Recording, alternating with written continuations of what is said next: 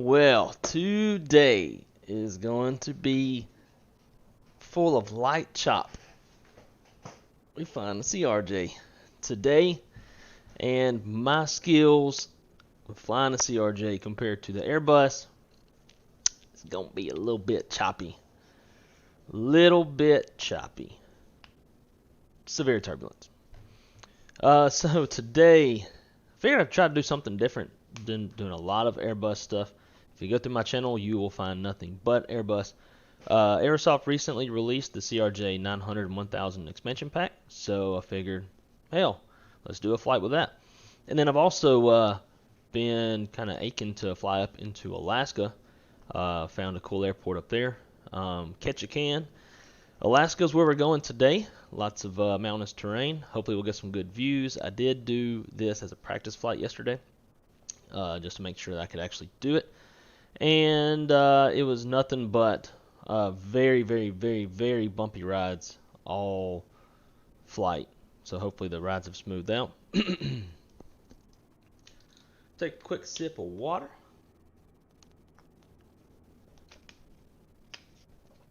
Let some of the viewers get in here.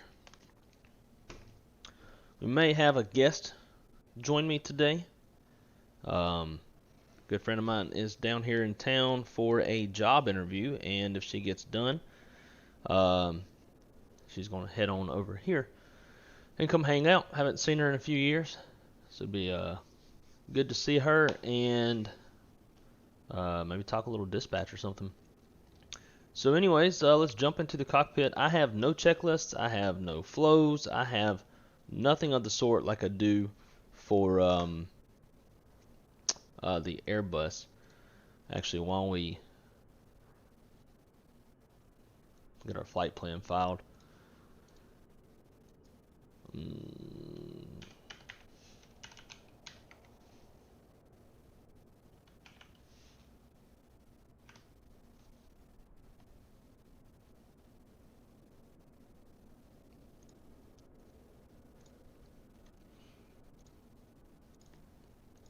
just bear with me. Get my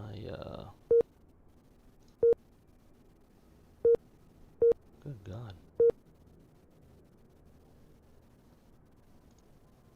Sim brief pulled up here.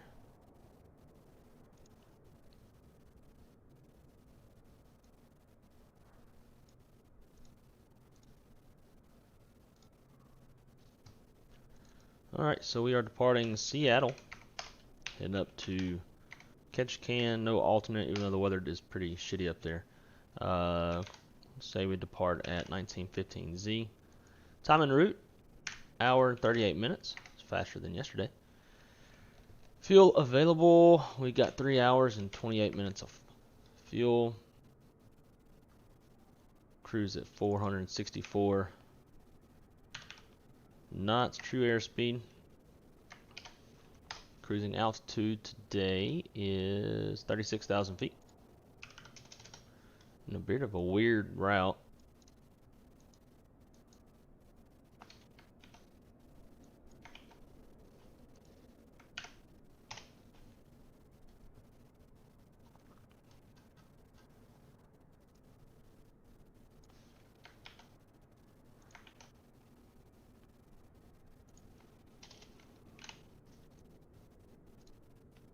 Alright, flight plan is filed.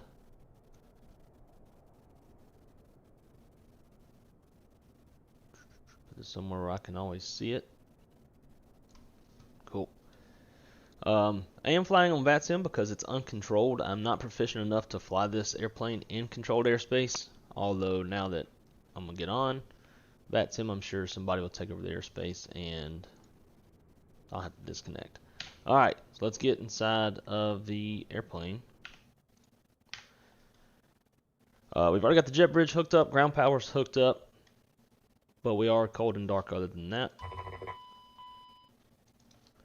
Get the GPU turned on, nav lights. We'll leave the boost pumps off, APU off for now, hydraulics will be off, cabin pressure we can leave all that in auto. Packs will turn on. We do have a air cart hooked up, air conditioning cart. What's that called? Recirc fan. We'll turn that on. Windshield heat. We'll go ahead and do autos. We'll flying through some icing conditions today.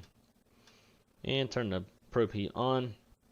No smoking. Go on. Seatbelts we'll leave off for now until we get our fuel. And we will arm the emergency lights. And like I said, I have no flows. I have no checklist for this airplane. Pretty much just flying by the seat of my pants. Applying my Airbus knowledge, or I guess any jet aircraft knowledge to this, and then pretty much get me through it. Align the ADIRs. And let's see, from there, TCAS stay off. All these other yaw dampers and shit can stay off. Sweet. Alright, let's jump over to whatever the hell they call this in the CRJ FMS, I would guess, or CDU. Who knows? Not me. Why is this not clicking? That's weird. Wasn't doing that yesterday. Now, we did just have a sim update today. Sim update number 7 came out, and typically there's issues after updates. As anybody knows who works at my company, updates tend to be downgrades, not upgrades. So who knows if we're even going to make it through this stream. Let's see, where are we at? We are in Seattle. Here we go. These like click spots are not working right. Flight plan, same thing.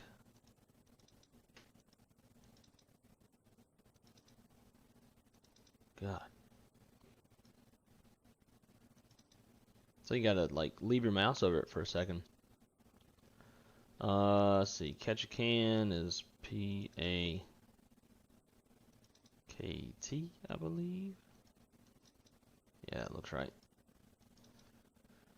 Let's see, flight number, SkyWest SKW 5549. And we'll execute that.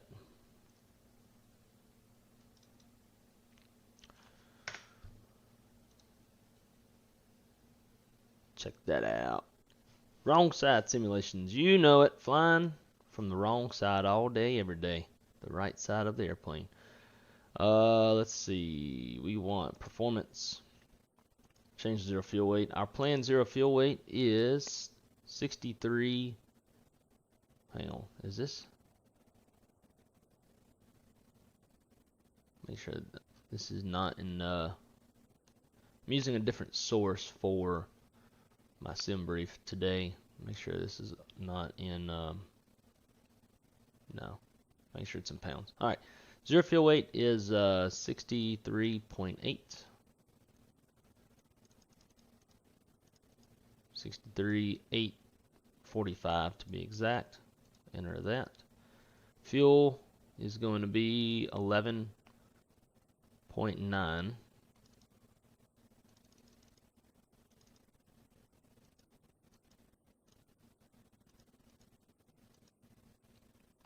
Gives us a takeoff trim of 6.8. So we'll set that payload in the simulator and go ahead and copy this to the FMS so it's less that we have to do. As you can see, it's now all in there.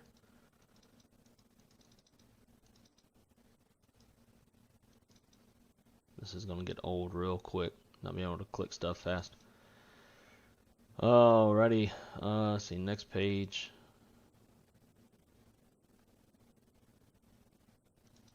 Yeah, I don't care about any of this stuff. I'm not a study level kind of guy when it comes to the CRJ. I know a hell of a lot less about the CRJ than the Airbus. Can't emphasize that enough. Let's see, departures. We want 3-4, right? On the Banger 9. Should be the PANGL transition. Yep.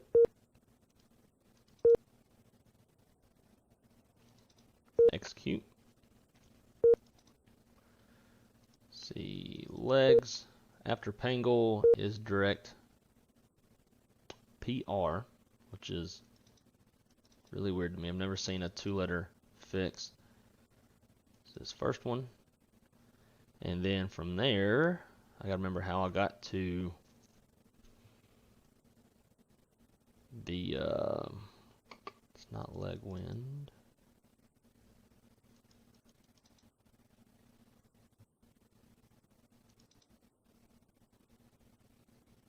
Flight plan, that's right. And then next page, so PR, then we're on Victor 309.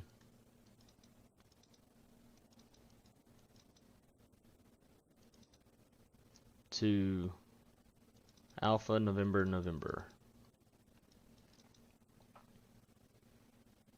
You can execute that. Back to departures and arrivals. We'll go back to the index. And then today we are going to be on, let's see, the ILS Zulu runway 11.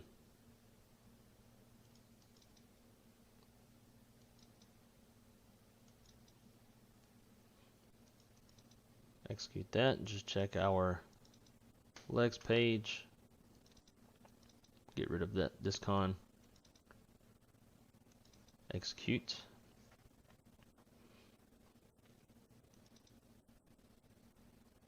Now I want to set my flex temp. Perfect, there we go. Flex temp, let's call it 60. Got a nice long runway to take off of today. And I think we'll call that good.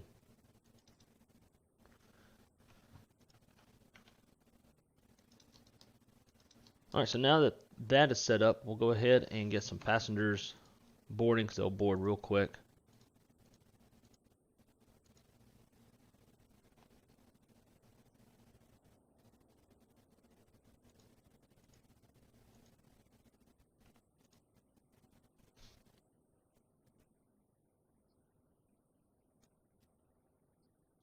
And I've downloaded some, tell you what, we're going to skip the music. We don't want music. We'll do custom safety brief. Sweet.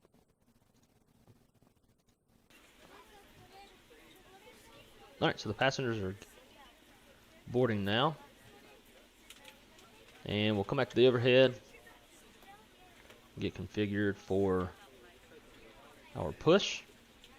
So we have our fuel. So we'll turn our seatbelt sign on. Ground power's connected. Beacon can stay off. Boost pumps. We'll go ahead and leave those off for now. We'll get the APU started. Looking for flap open.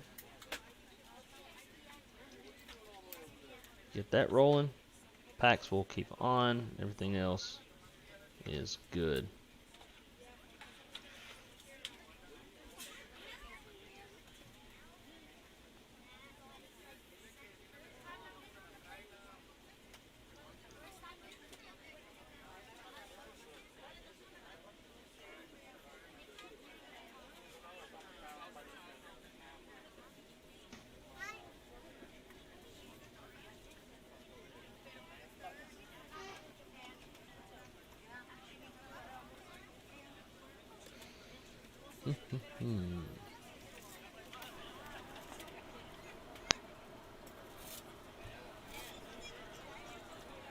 So today we're flying SkyWest. SkyWest does not fly this route.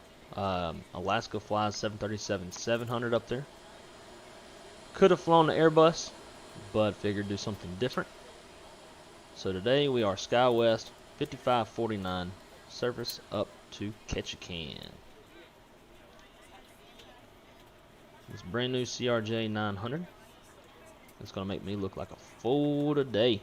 On behalf of the cabin crew, I'd like to welcome you aboard our flight. As you find your seat, be sure to place your larger carry-on items in the overhead bins and smaller items underneath the seat in front of you. If you have trouble finding a location for any of your carry-on items, please use the flight attendant call button over your seat and somebody will assist you. If the overhead bin is full, please make sure you close it as a courtesy to other passengers. Please double check that all your items are put away so that the aisle is clear and other passengers can make their way to their seats. If you're in an emergency exit row, please leave exit seating responsibilities in the card in the seat back in front of you. If you're not able to comply with these actions, please let a flight attendant know so that way you can be reseated.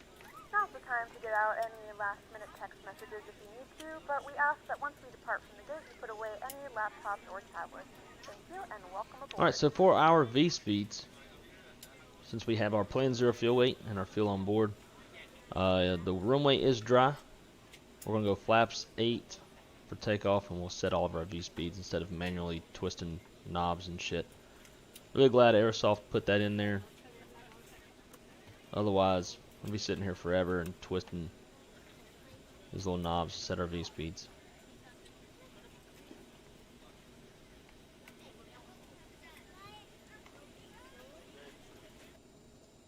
Alright, so passengers are boarded up.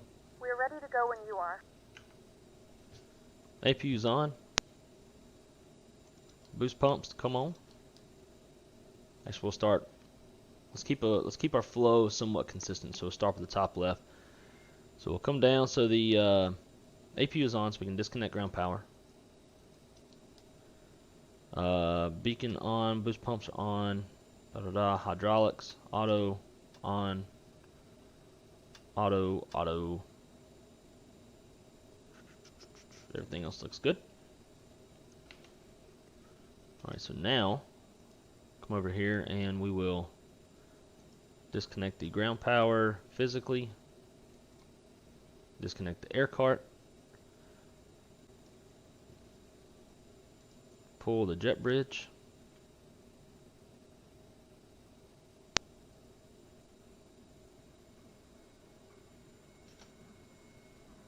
pull the chocks.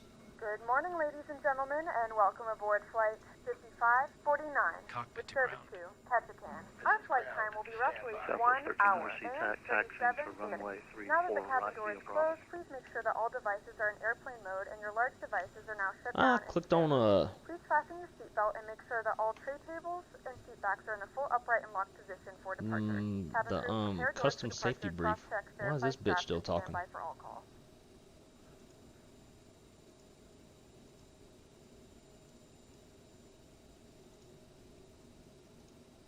Bring this over just to show y'all. So this is the Pakt program that I use.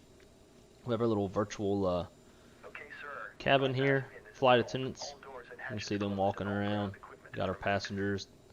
The parking brakes are set. You may lift. Gives you details on the passengers, all that good shit.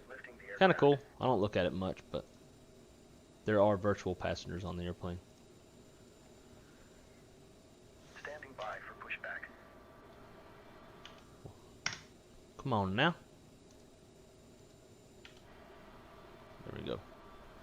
Doors closed. Ready for departure. I feel like I should be doing a checklist, but I don't have one for this airplane.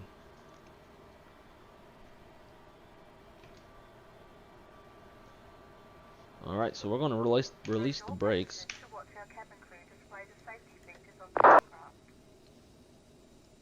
Cockpit to ground.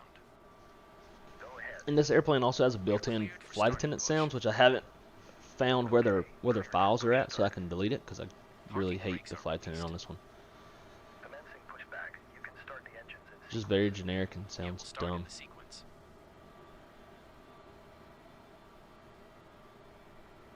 See, we got control. There we go. And we'll probably, now this is real edgy for me in this airplane, but we're going to try a single engine taxi as well. Ladies and gentlemen, please direct your attention to the screen for an important safety demonstration. Thank you for flying with us. Gentlemen, we'd like your attention to the important safety features of this Airbus A320 aircraft. Please follow along with the safety information Forgot I card said located in the Airbus. seat pocket in front of you. To fasten your seatbelt, insert the metal tab into the buckle. To tighten, pull the loose end of the strap and to release, lift up the flat portion of the buckle. Your seatbelt should be secured low and tight about your hips and worn anytime you are seated. There are 8 emergency exits, 2 forward exit doors, 4 Pull overwing ourselves window out into exits, the alleyway. and 2 rear exit doors. Signs overhead and aisle path lighting lead to all exits. All exits are equipped with evacuation signs that inflate automatically. Look around, And locate we're the going to exit hold here, nearest so we you, got that other keeping in aircraft mind that it may be behind you. If needed, starting to oxygen push. mask will drop from the compartment above your seat. Pull the mask towards your face, place it over your nose and mouth, and breathe normally. Secure the mask with the elastic strap. Although oxygen will be flowing, the plastic bag may not appear to inflate. A crew member will inform you Alright, when it's safe to remove your these mask. pumps Be are sure to on. secure Turn your the own packs mask off. before assisting others. And A let's life start vest is engine located under each number passenger 1. seat. Life vest can be used for adults or children. To use it, tear open the plastic pouch, Position to remove the vest, Thank and you. slip it over your head. Grab the strap around your waist, fasten the buckle, and pull the tab on the loose end of the strap to tighten. Upon exiting the aircraft, hold onto the red tab to inflate the vest. It is important that you do not inflate the vest while inside the aircraft. To manually inflate or top Alright, so off the there vest, is pull into the tube at your 20% shoulder. on A the water-activated rescue N2. light is also attached to each vest. We'll go into and thin life idle. vests will be provided by your crew if necessary. There are 2 life rafts at the forward N2 doors is and 2 still at the rear spooling doors up. on either side of the airplane. There's Should also start an seeing the additional life ITT raft located in rise. the rear of the aircraft. Evacuation signs at the And overwing N1's exits are not life rafts and will not trending provide upwards as location. well. Your safety information card shows raft locations and the proper use of all water equipment. Federal law requires everyone's compliance with light and passenger information signs, posted placards, and most importantly, crew member instructions. Spirit Airlines does not allow smoking on board, and federal law prohibits tampering with, disabling, or destroying any laboratory smoke detector and removal of any emergency equipment from this aircraft. Please check to see that your seatbelt is securely fastened, your tray table is secured, and all of your carry-on items are stowed at this time. We're going to be dimming our lights for takeoff. For your convenience, you'll find a reading light, an air vent, and a flight attendant call button above your seat. For those passengers seated in rows 1, 2, 12, Alright, so we got a good start on your seat is engine equipped with 1. an inflatable seatbelt as shown in your safety information card. So we'll go ahead If you and have any questions, configure let us know. the airplane for takeoff and do a single engine taxi. 1090 taxi 34 right from the south ramp, Seattle traffic. Alright, so boost pumps stay on. 1300 CTAC clear 34 right. Cool. Alright, so let's go. Flaps 8 for takeoff. Trim is 6.8. Got that. We'll go. Actually, we'll. Oh my god, can I not hit these buttons? That guy got real close.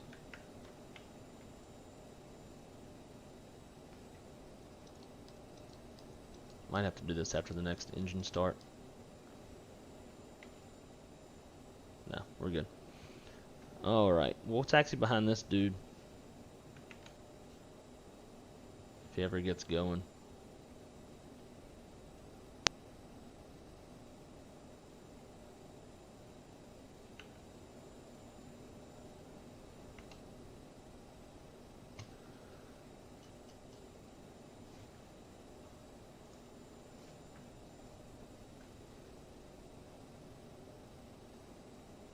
What's this guy? I need to know this dude's call sign so I can let him know I'm passing off his left side. Screw it, we're just gonna go. And today I've actually set up something new for you guys. Boom! Look at that. Got us a little throttle camera. Alright, so brakes released.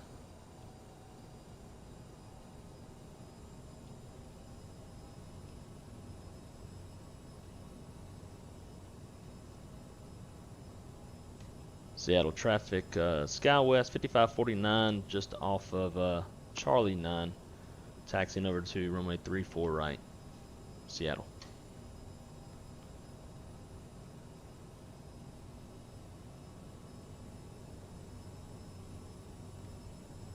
Keep some visual traffic separation on that guy.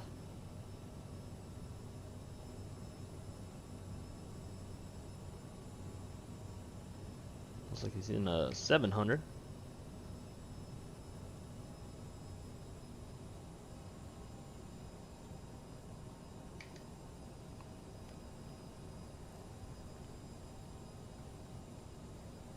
Really pulling out the stops for y'all. Doing a single engine shit in an airplane that I'm not super familiar with.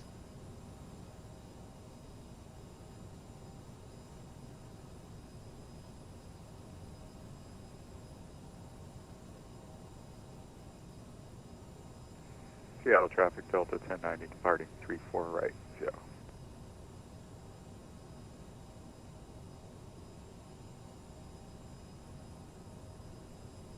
Clear left and clear right.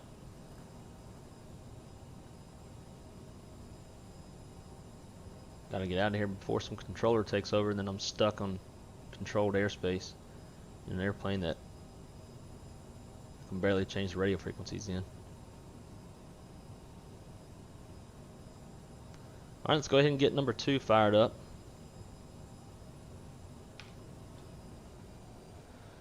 So Pakt's back off and start number 2. Got N2 rising.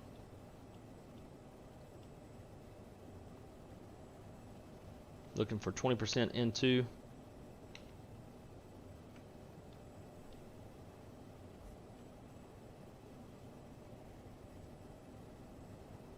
There's 20%. Introduce fuel.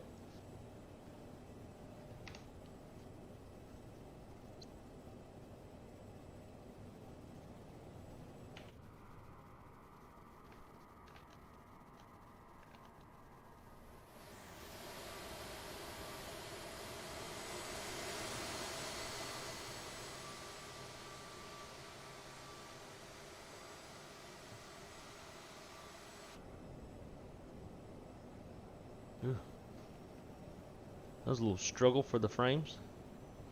And it looks like Microsoft incorporated a new camera view today. Let's see what is this? Oh, so this is like separate? What is this? It's fast as hell. It's like another drone camera, but huh, weird. Kind of useless. Hey, there's Spirit. Big old yellow airplane. Sticking out like a sore thumb. Alright, so we have a good engine start on number 2. So now we can go Pakt's back on. Shut down the APU. Should have had taxi lights on. Like we didn't see that. Taxiing like a drunk person. Let's see what else. We need to engage our reverse thrusts. Our thrust reversers. And let's go. I might have to stop and look at this shit and see what it actually is. Half the stuff I don't even know what the hell it does on this airplane.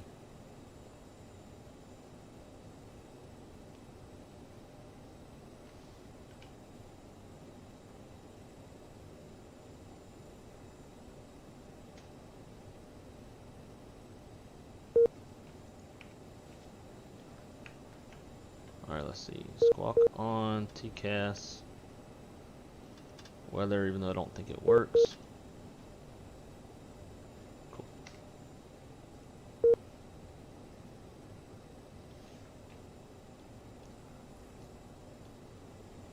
Let's go stats. Box those. Alright, so I'm going to pull over to the side here and just give a quick look in the cockpit, make sure everything looks the way it's supposed to. This airplane is way more fickle than the Airbus.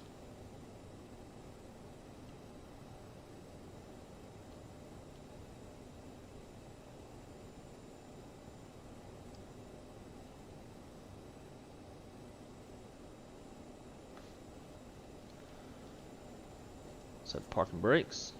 See if there's anybody coming up behind us. I wonder what happened to that CRJ.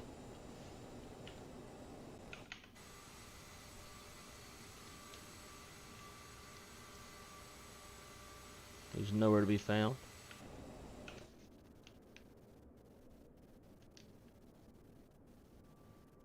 Yeah, he just disappeared. So we're gonna have some somebody taking off with us.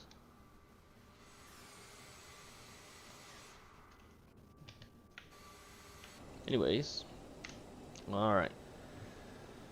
So top altitude on this departure is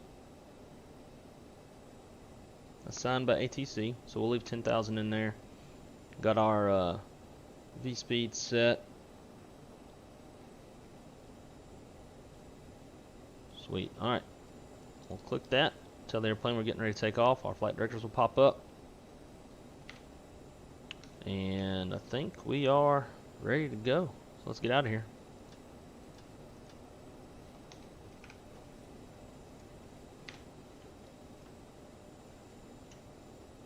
Seattle traffic Skywest 5549. Departing off 34 right, exiting the airspace to the north. Seattle. Looks clear on the approach. Cleared down the runway. Now God help us all. Seattle traffic horizon 2201, 14.3, descending on the glacier, land to north, Seattle. Cool, so he's still a ways out.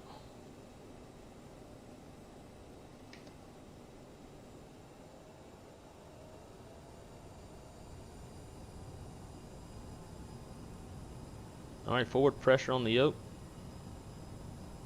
There we go.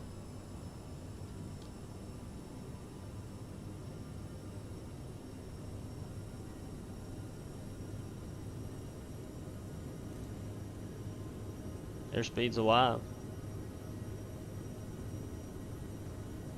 It's 80 knots, thrust set, release the pressure.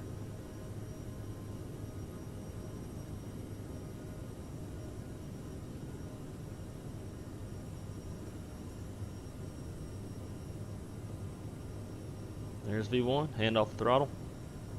Rotate.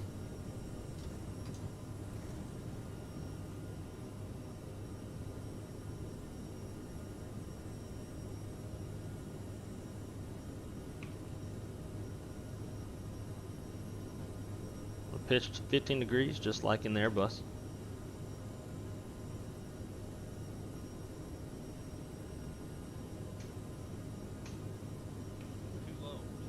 Go nav, gear up,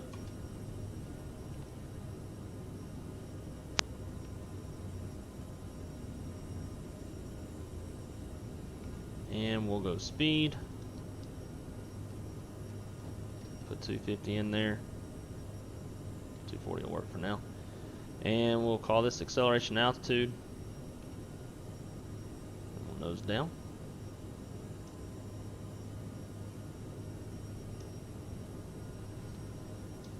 Flaps 1 and flaps up.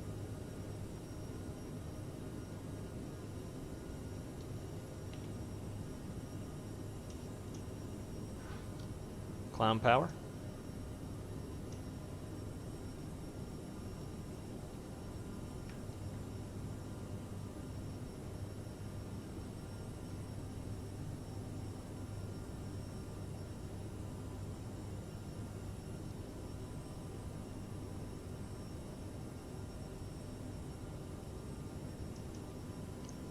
sure the passengers loved getting jolted around like that.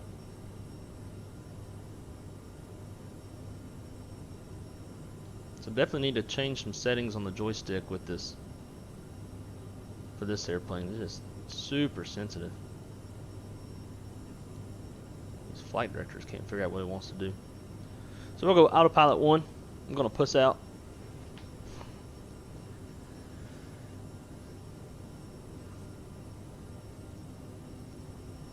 Victoria, how's it going? Good to see you back again. Today we're flying a different airplane that I'm not super experienced with, so bear with me on this one. Let's go engine anti-ice on for now as we get through this. Actually, we might stay out of it quite a bit. We'll leave it off so we keep that engine performance.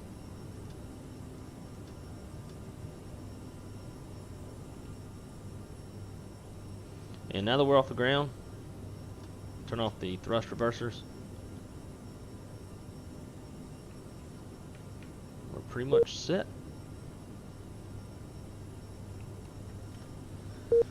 Vicky, I am good. How are you today?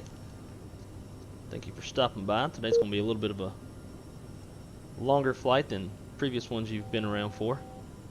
Alright, there's 1,000 to go. Seattle traffic, horizon 2201 high, right downwind, runway 34 left, we are now Seattle. passing through 10,000 feet.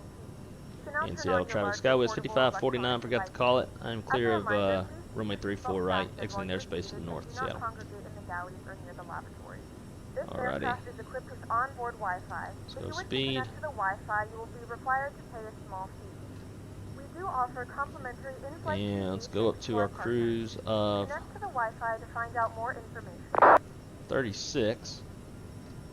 I can probably barely see it because I can barely see it. In the top right corner of the PFD. There we go. 36 magenta. Climbing through 10,000.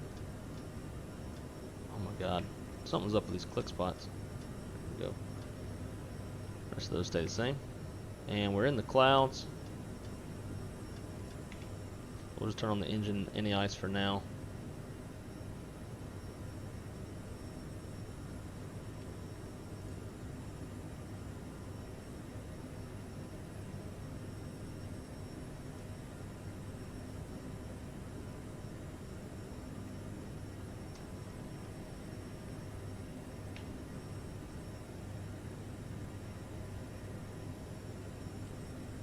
Let me guess, you're wearing one of your Victorian gowns that we were talking about the other day. Man, look how beautiful that is. The clouds and the mountains out there. Microsoft Flight Simulator is not perfect yet. It's on its way to it, I hope.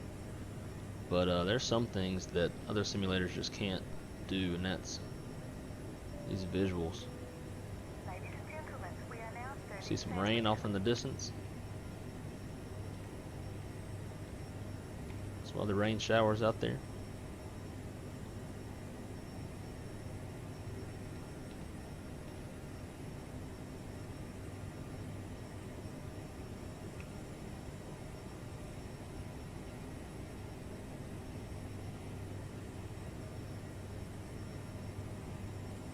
I guess now we can get rid of the throttle cam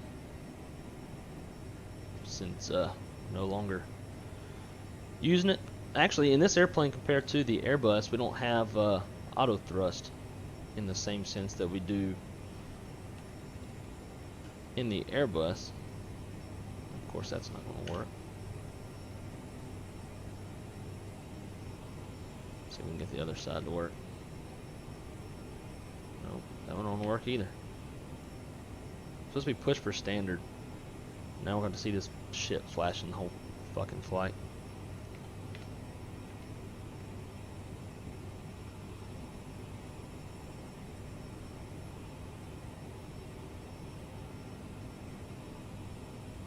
So since we don't have auto thrust like the Airbus, for the entirety of the flight, once we reach cruise, I have to manually set thrust, which usually isn't a big deal. You can usually find that sweet spot and mostly forget about it, but you always have to keep an eye on it. There's been plenty of times that I didn't and oversped and crashed the airplane. The few times that I've tried flying this one. It's bothering me. I just want to click this damn standard button. Oh, look at that. The click spot's just way off.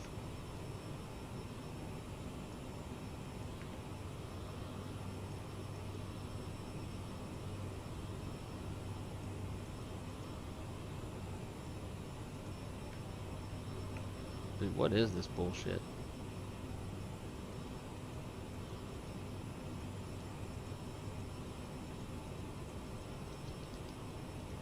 Didn't want an RA test.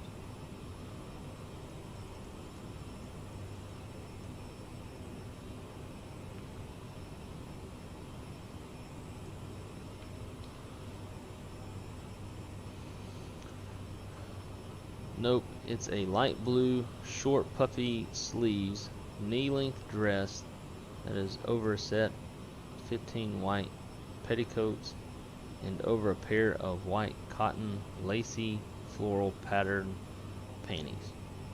Alright, so now my next question for you is, why do you want me to know what you're wearing? I have to admit it's a little weird, especially on a flight simulator YouTube chat.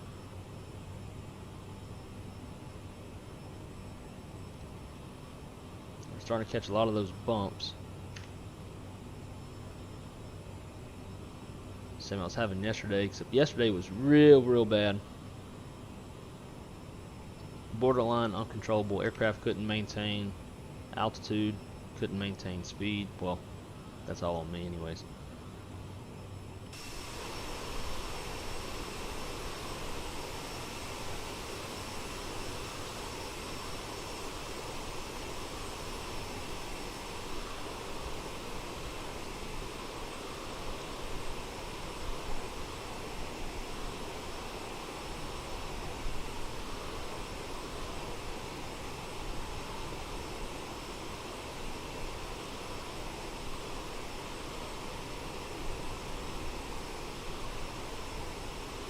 Just how much that airplane is rocking around.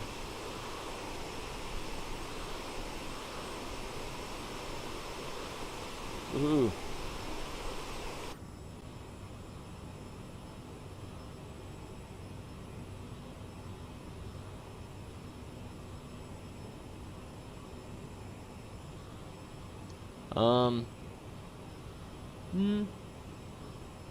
Never said that I wanted to know. I'm sure most guys probably would, and if I knew you, and if I were single, and all that, then maybe, but that's not the case. But that's alright. No harm, no foul.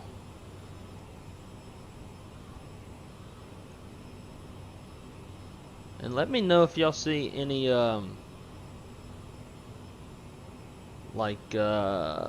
seems as if the stream's not moving smoothly. It's telling me I've got no data coming from my streaming software to YouTube, although it still looks like it's still connected. So if you see any weird stutters, as if the sim or if the stream paused for a minute and then came back, let me know. Let's see where we go. Any ice, we're out of that. Hopefully we can get on top of this stuff and maybe the rides will smooth out. Sure, the passengers are not liking it. Wonder if you can see their thoughts.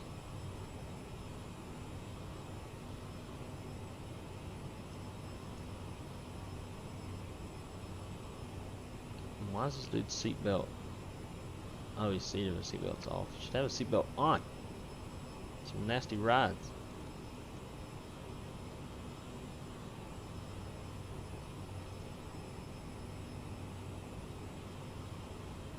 how do I view the rest of the airplane?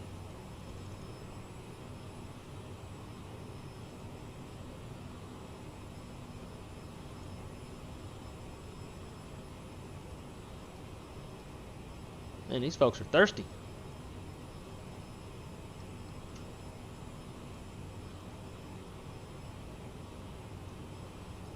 See what kind of announcements we can make. Head schedule, aircraft problem, delay, diversion, expedite the cabin, flight attendant request, public address, seatbelt sign. And we'll just leave all that for now. Crossing PANGL, and I think this is our last fix for like 400 and something miles.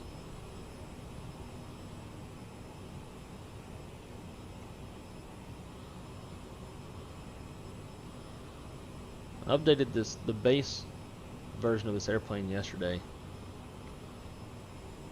and that might be why some of these click spots are way off. Aerosoft will have to address that.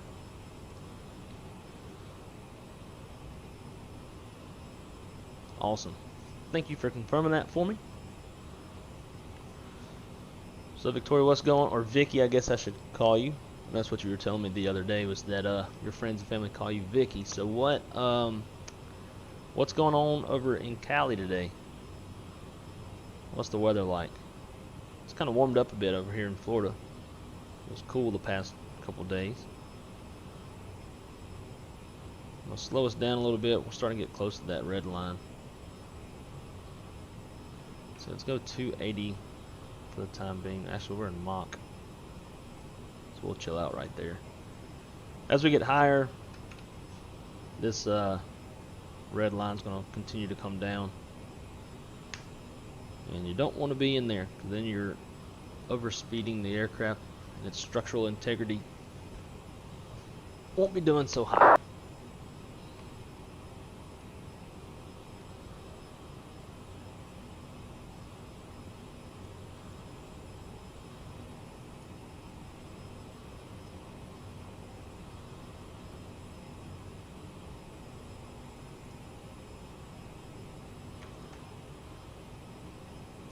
Whoa.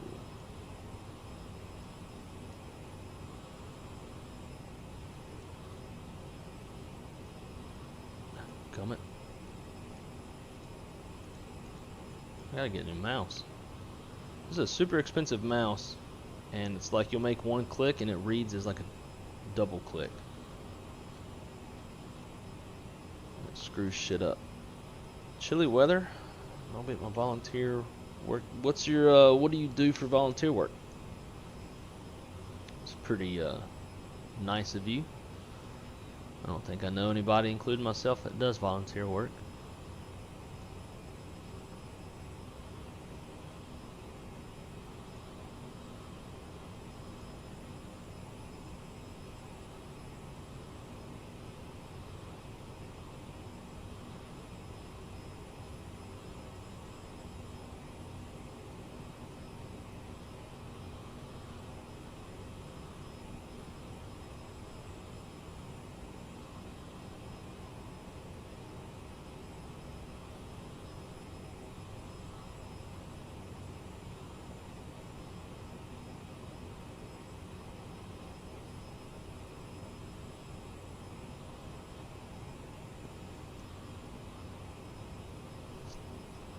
Alright, there's 35,000 to go. I've already been on the stream for almost an hour now.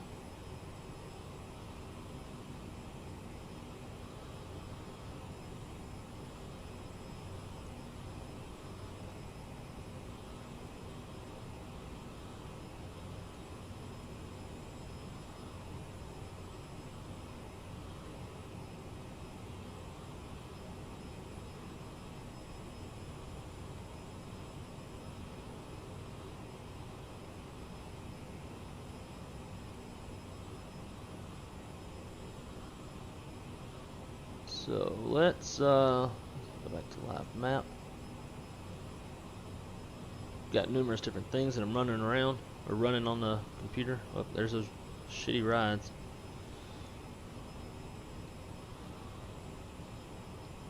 less than 100 feet left until cruise. Just gonna start struggling.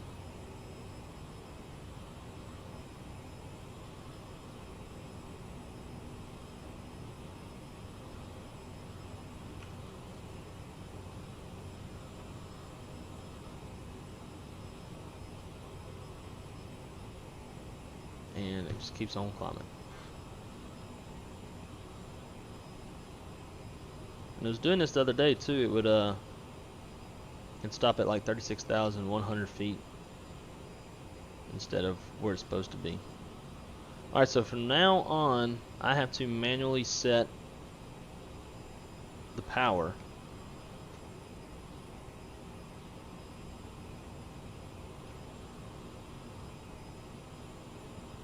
Try to get a set where you can pretty much forget about it. It's the goal anyway. So far the rides are definitely better than what it was yesterday.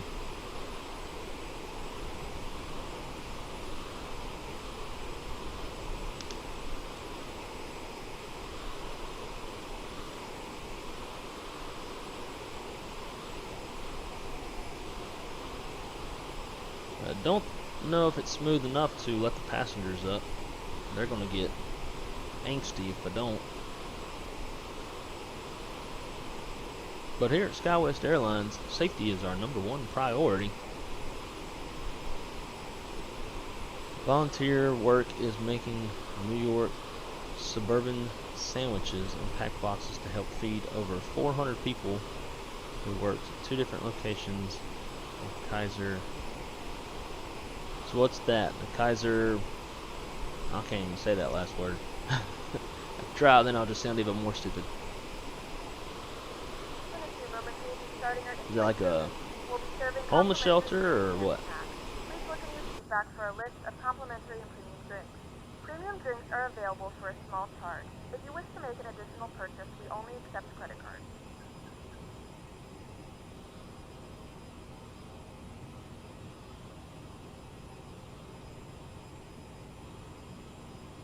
I'm expecting a phone call. If they call, I'll have to take that. Bought a cap. Actually, if y'all were watching the stream a couple of days ago, saw that I got a new felt cowboy hat that came in, and was the wrong hat, was the wrong size, wrong color. Same style. The style was correct, but that was about it. So, got to talk to them about sending that back. See what they're going to do for me. Only took forever. Damn thing to come in, and it's not even the right one. So if they call, we'll have to take a short break, and then also got a good friend of mine that's in town doing an interview for a job here in Orlando, and after her interview she may come over, come hang out for a few.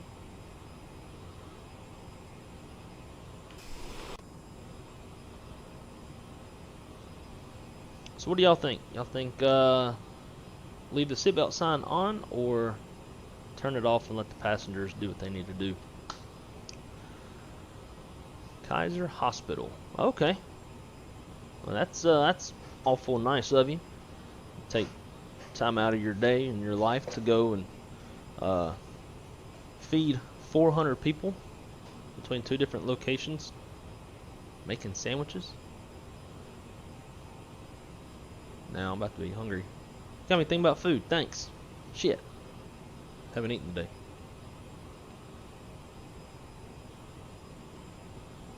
Airplane is struggling.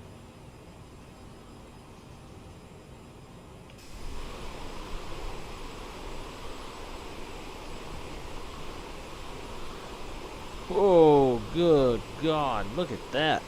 That's severe.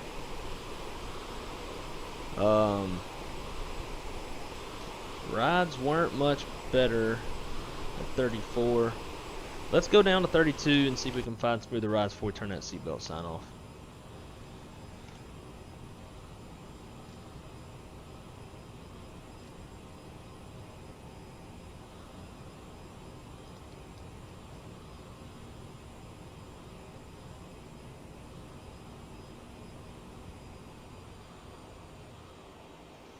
I'm gonna go thrust idle for now.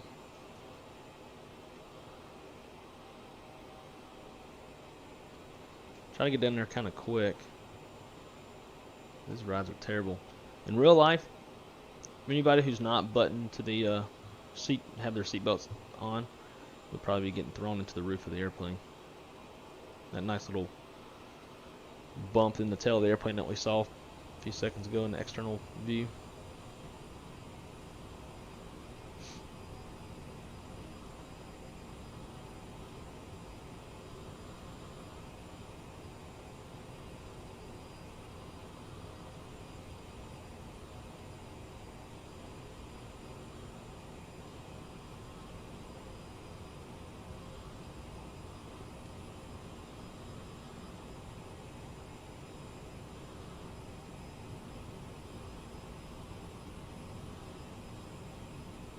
So we've got the descent rate set at 1,500 feet per minute.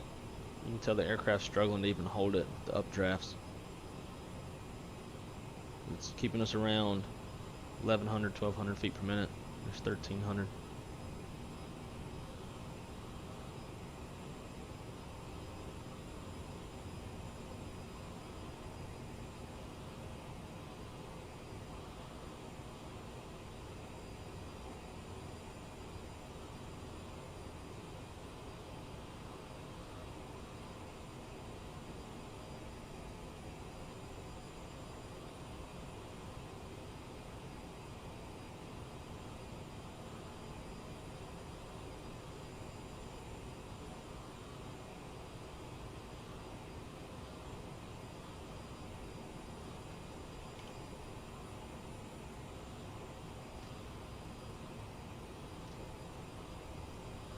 Even a stupid little button, this push to sync button, doesn't work, which is pretty important in this airplane. In the Airbus, you can just pull the knob and it'll put in the heading that you're currently flying, whereas this one it won't. Alright, there's 33 for 32,000 to go. Look at that. Well, now it's just kind of doing whatever the hell it wants to do, slash whatever it can do. We're getting our asses kicked.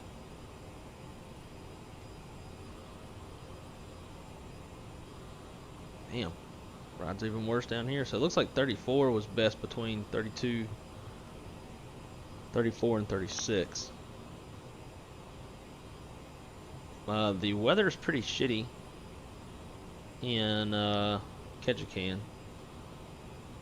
We'll take a look at that in a minute. I did plan extra fuel in anticipation for the bad rides. We've got 45 minutes of extra gas, which is a lot in this airplane.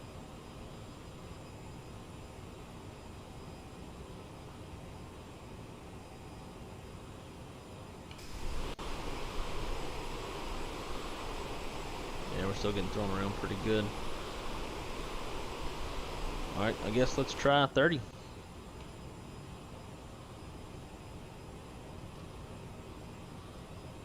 And if we were in controlled airspace, we'd have to ask for permission to go down.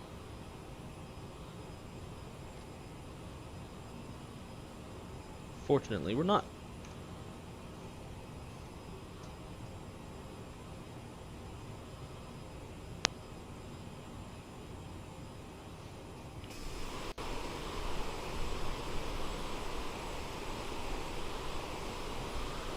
What I don't want to do is end up having to go so low that we're in the tops. You're not going to have smooth rides in the tops more than likely, and we're going to be in ice conditions the whole way.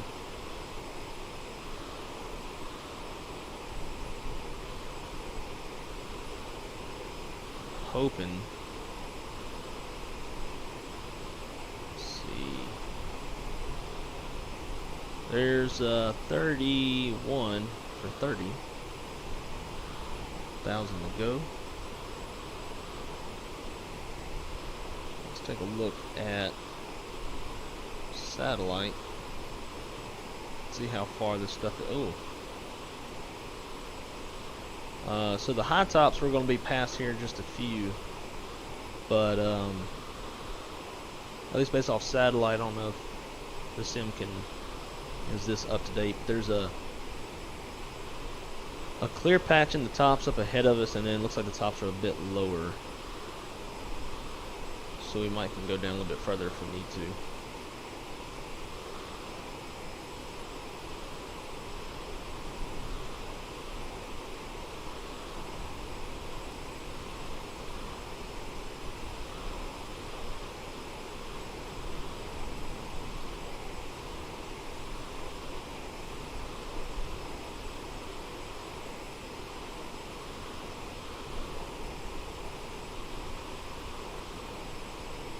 It looks a little bit smoother.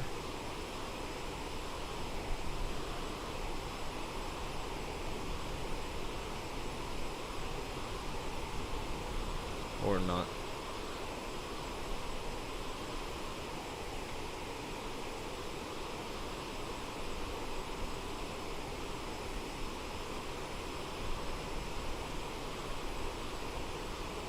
Yeah, we'll see what happens. We should be out of it here shortly.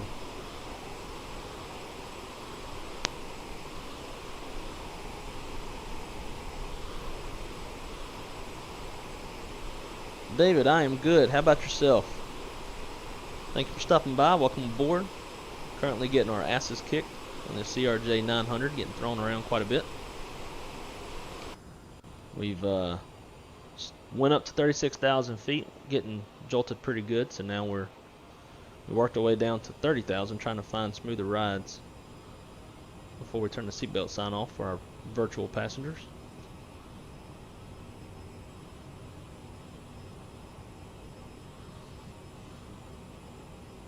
With these crazy winds, it's making it really hard to find good power setting.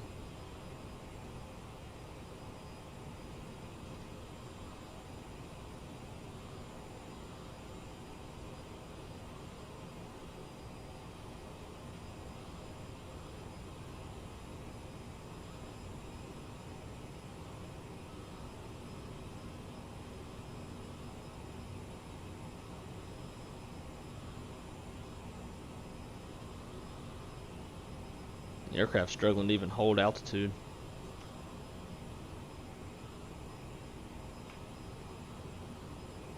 You can tell up ahead the top's kind of thin out quite a bit.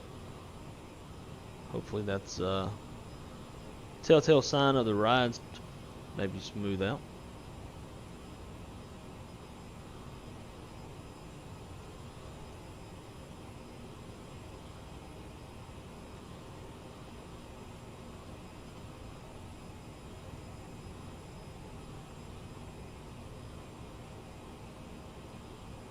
Yeah, I just can't keep it on speed. These winds keeps speeding up, slowing down. Our estimated time en route from here is about another 50 minutes or so, based off of Sim Toolkit Pro, what it's telling me.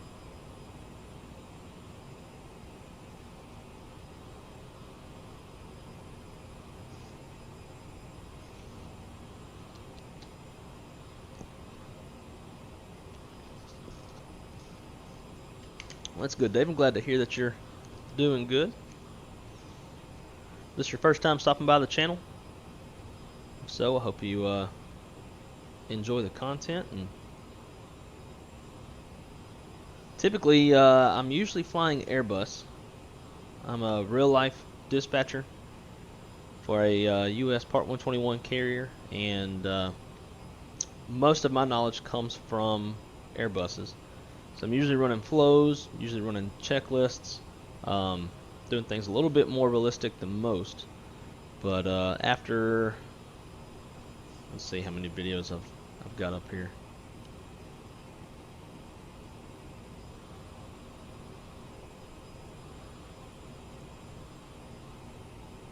I guess it doesn't tell you the pure number.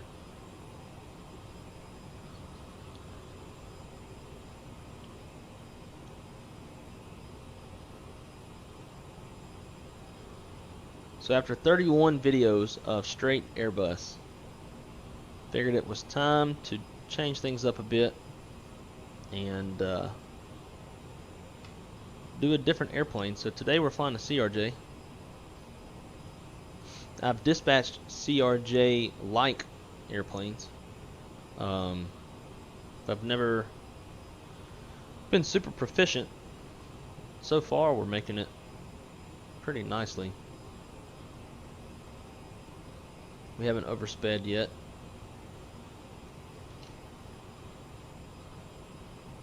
Alright, so it looks like rides are smoothed out here. Let's go ahead and turn the seatbelt sign off for the passengers.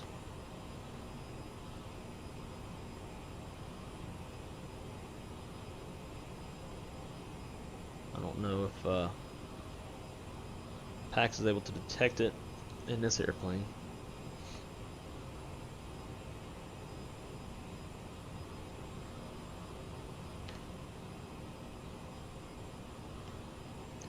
And ladies and gentlemen from the cockpit, this is your first officer speaking. I think we've found somewhat relatively smooth rides here at 30,000 feet. Started up at 36 and it was quite bumpy, so we made our way down. For the time being, we're going to go ahead and turn the seatbelt sign off and allow you to move around the cabin. But if you are seated, we ask that you please keep your seatbelt signs on in case there's any unexpected turbulence. Looking at another roughly 45 minutes en route. As we get a little bit closer, we'll give you a brief update on the weather in Ketchikan. As always, I want to thank you for flying Sky West.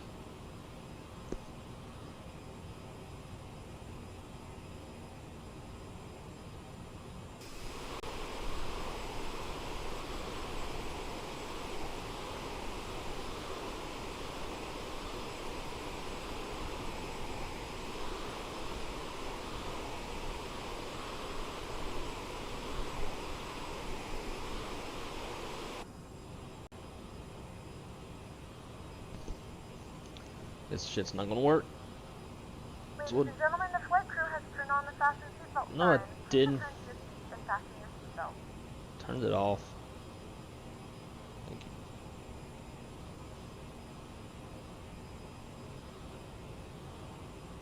So it's a lot better in the fly-by-wire because you just hit the damn switch and it does it automated like.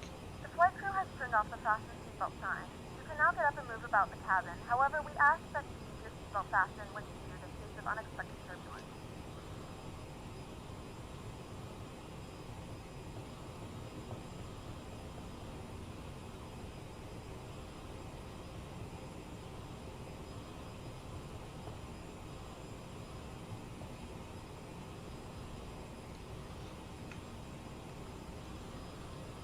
So that's interesting. You got half the mountains are covered in snow and the other half are not. And that is because Microsoft Flight Simulator does not have true seasons yet.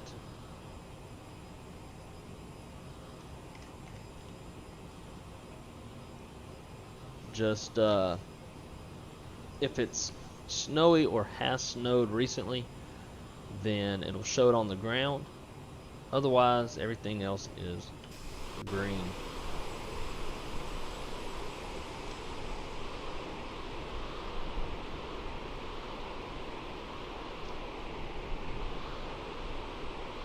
So you can see everything's green.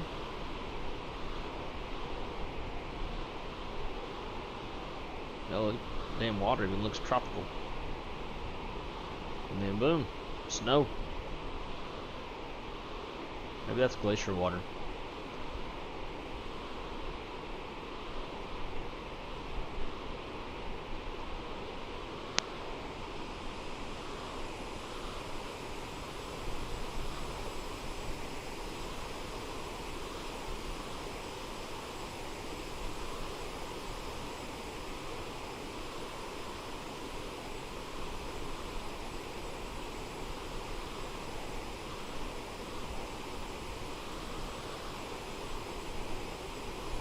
What, Aerosoft did a damn good job of external modeling on this airplane.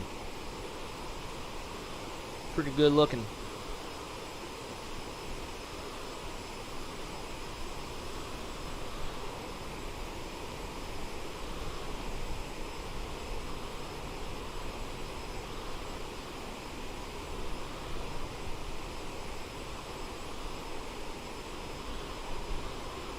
catch the mountain wave again.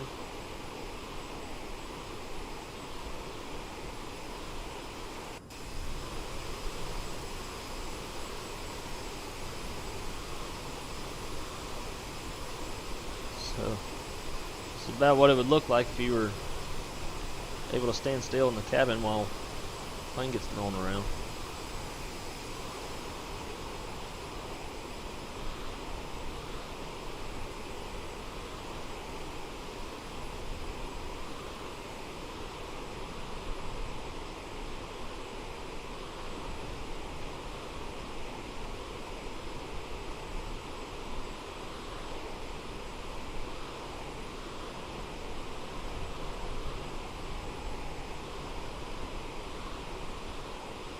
So far, we've been able to maintain speed.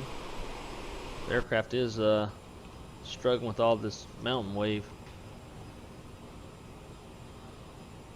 to hold altitude. Another good reason why we're not in controlled airspace.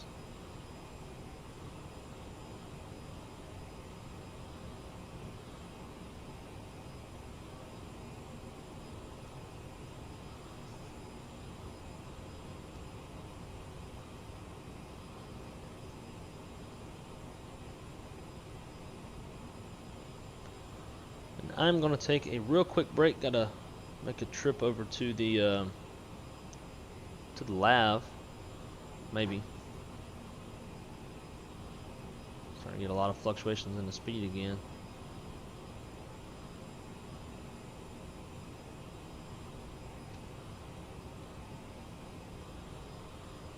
That should be good. All right, I will be right back and run to the bathroom, and I'll be back with you in just a few.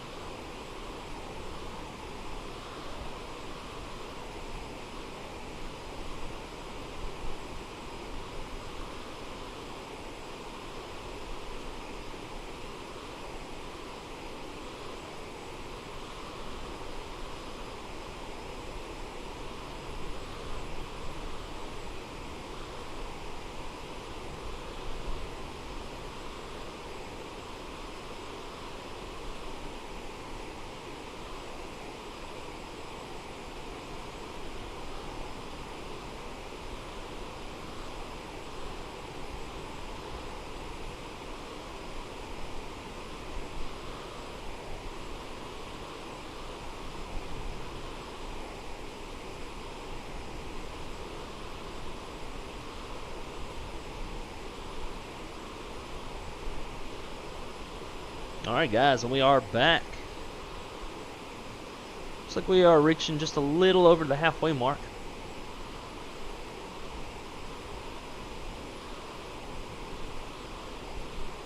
What's the name of this damn thing? Sim Toolkit Pro says we have 34 minutes left en route. I think it's going to be a little bit more than that, just from looking at where we are.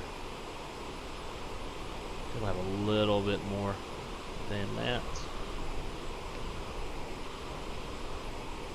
Yeah, expected arrival time, based off of this, is 53 minutes. So, and this actually takes in the estimated time en route, and then just starts a little countdown clock from the time that your wheel's up.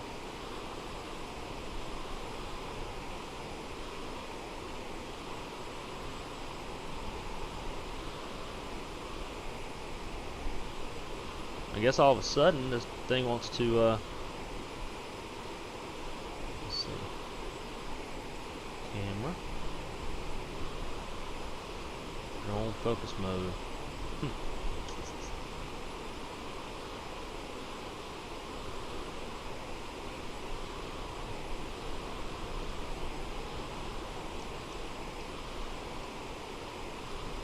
I guess you have to set buttons to change the focus.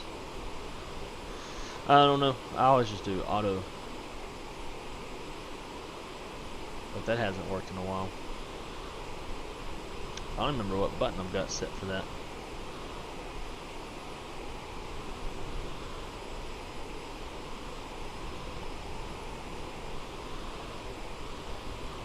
Don't know. Oh well. Leave it in auto.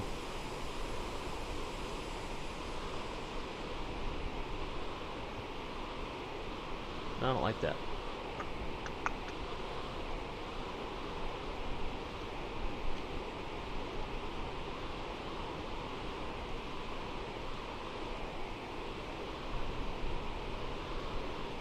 I like to see the world that we're flying through.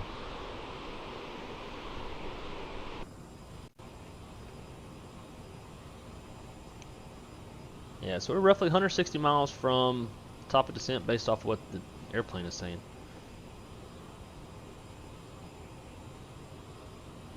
Getting some chop again. Let's go down to, we're at 30, let's go to 28. See if it gets better down there.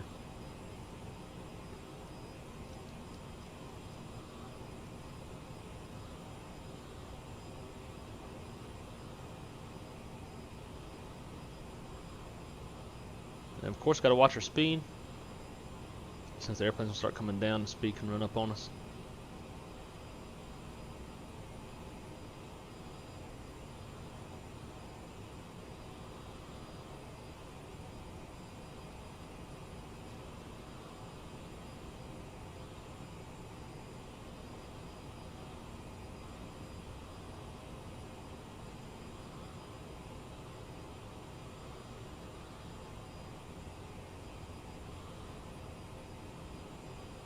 Alright, there is 29 for 28,000 to go.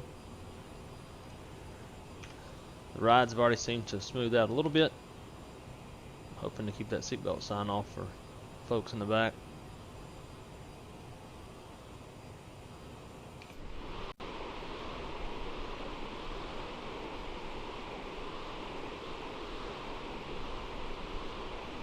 Tail end still wiggling around back here.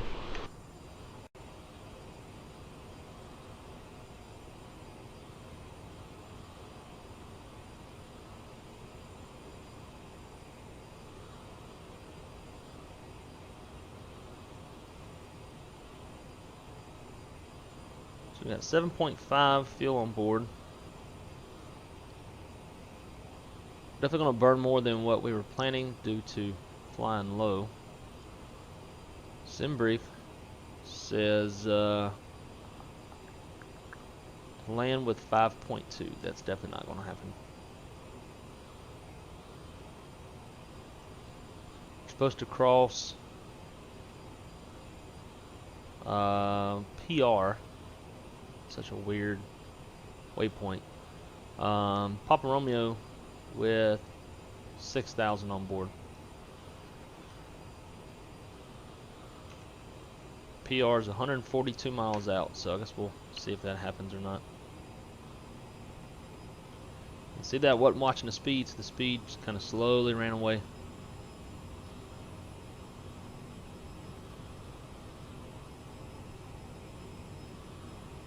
So now it's going to be even more fuel burn.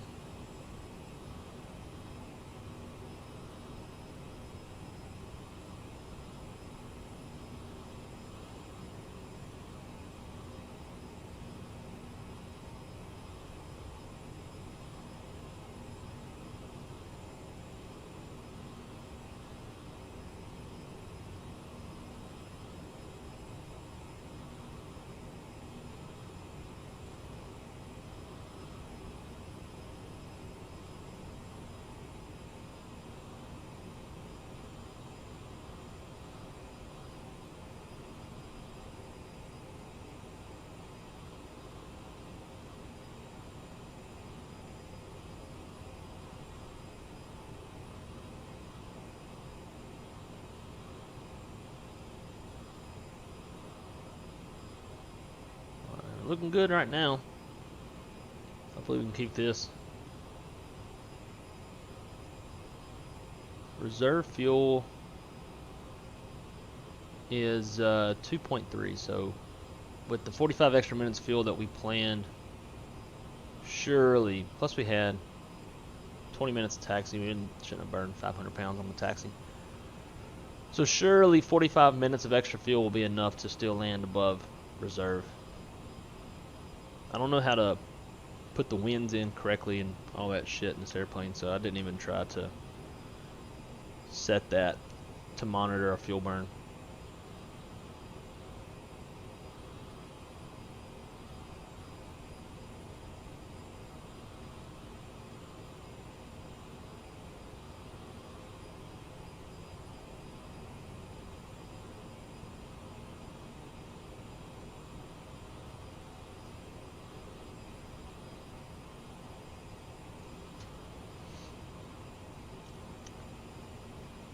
So, like I said before, I'm a real world dispatcher.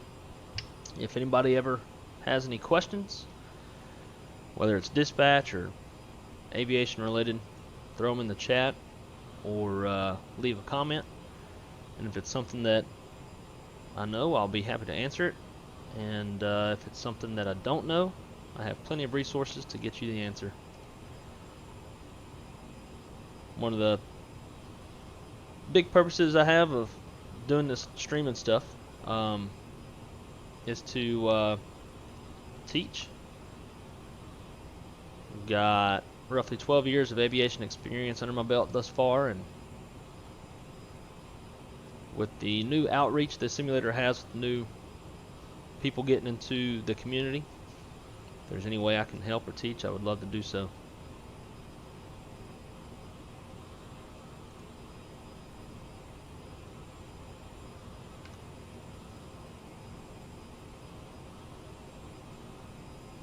$118 miles until PR, which is roughly where our top of descent is. See if we can figure out what our, actually, you know what, we can go.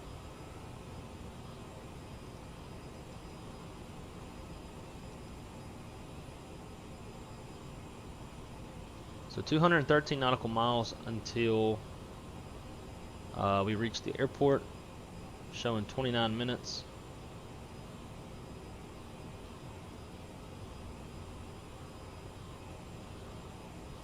Now, what does that do? Oh, okay, just puts the constraints. Cool, I like that. Let's go with that.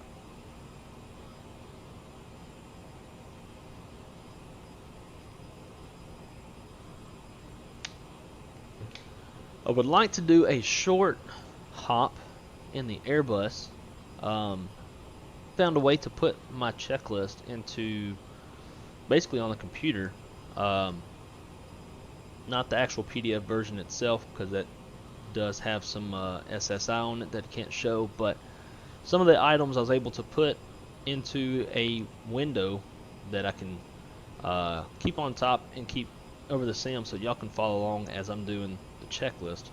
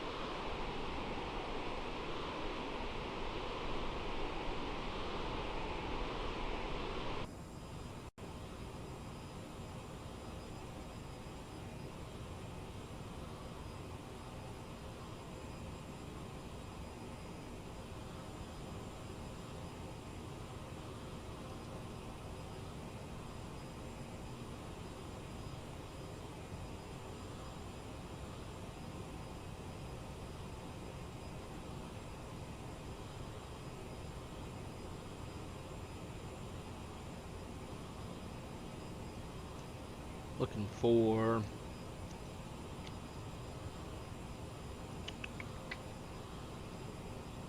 wherever you would go for fuel burn shit in this airplane. In the Airbus, there's a button called Fuel Prediction Page. Self-explanatory. This one, not so much.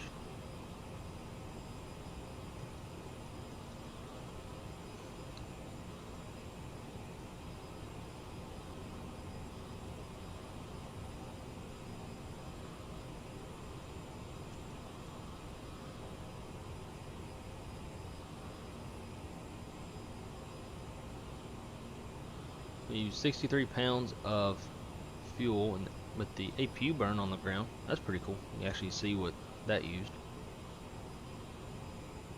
And we can see our fuel burn thus far from engine 1 and 2. Pretty cool.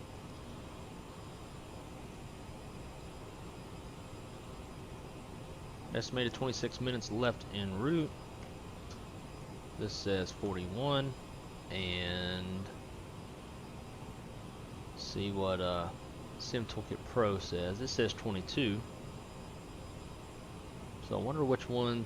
If I had to guess, I would say this one's probably a little more accurate. Although it doesn't have winds aloft put in, so I don't know how it could really. Can't be super accurate. Time to reserve. Range to reserve. That's weird. Why wouldn't you just put like your reserve fuel in pounds?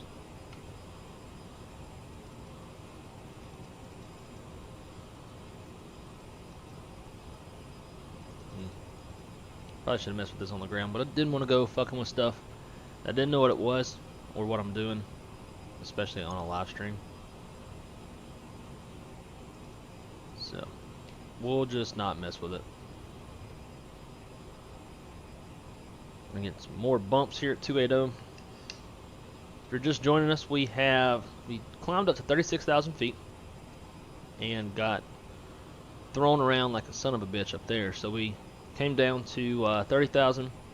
It was still a bit bumpy, and now we are down to 28. We plan an extra 45 minutes of fuel for the bad rides and rainy weather at the airport. And that's a little catch up of what's been happening thus far.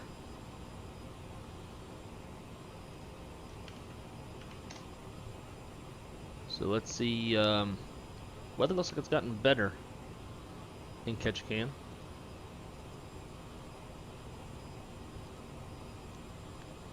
At midnight Z, let's see, what time is it now?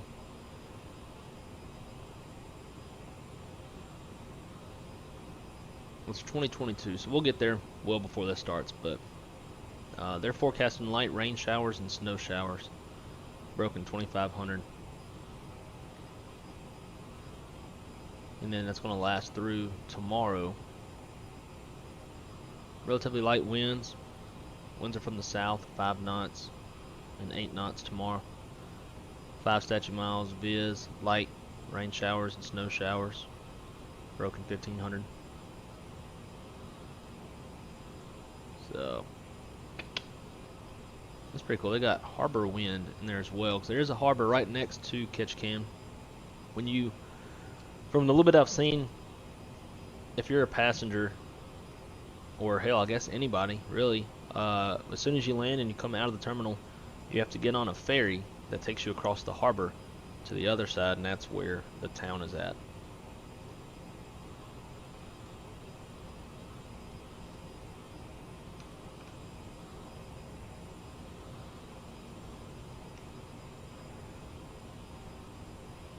So just as a little bit of insight, see where we're going.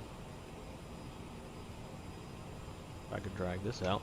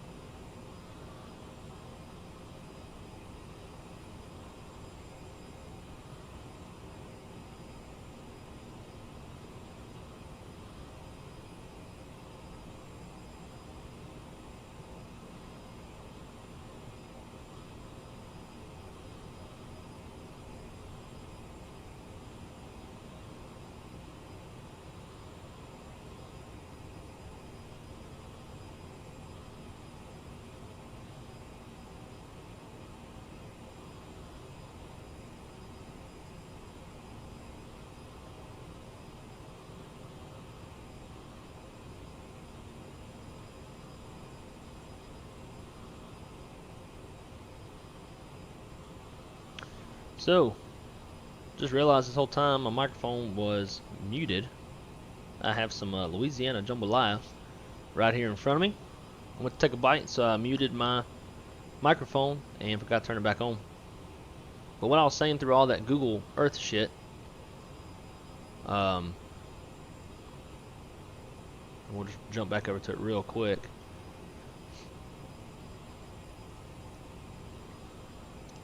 What's really cool, at least it's cool to me, is that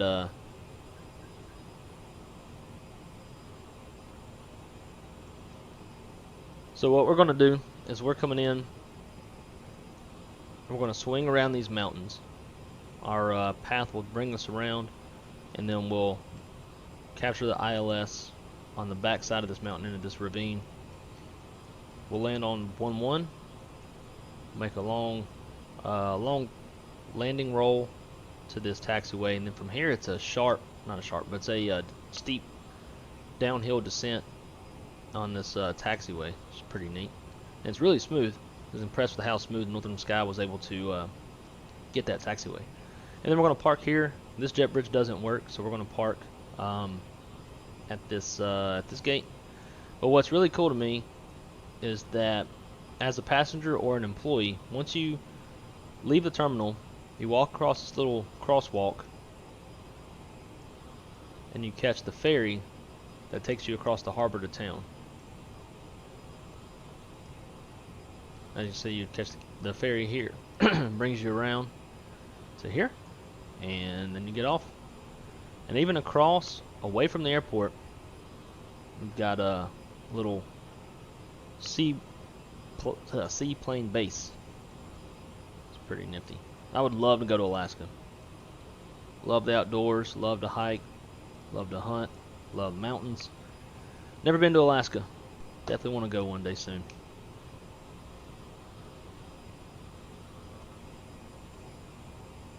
So we told the aircraft that we're cruising at 28,000 instead of 36, and that brought our top of descent a little bit further out. So now it's on the back side of PR. We'll start our way down here shortly. Bring up Ketchikan's weather, so I know it's tuned the altimeter to PAKT. So right now weather's pretty nice. Winds are from the southwest, southeast at 3 knots, 10 statute miles, few at 2100, scattered 3000. Temperature is 3, dew point 2, and altimeter 2993. But tomorrow, their weather's going to be actually about 4 hours from now. They've got forecasted light rain and snow showers with light winds, and then tomorrow it's going to continue through with a reduction in their visibility going down to 5 miles. Light rain, snow showers broken at 1,500 feet. So we'll have some pretty good views on our way in.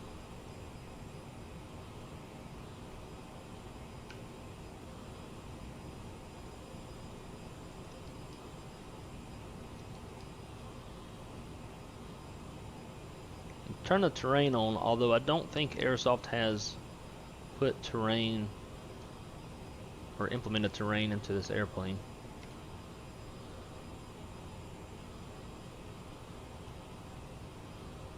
I'm going to Ketchikan in 100 miles. So let's go ahead and start our way down. I'm not going to trust this top of descent thing.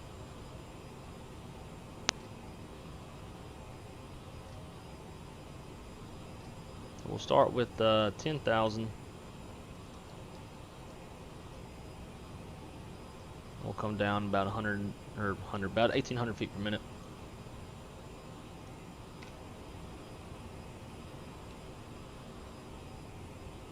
And we'll ease off on the power.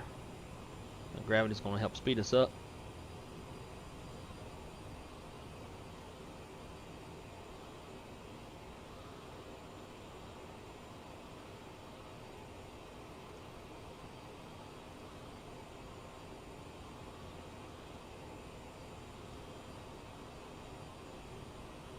Alright, we'll run through a quick little arrival brief, at least best I can do it.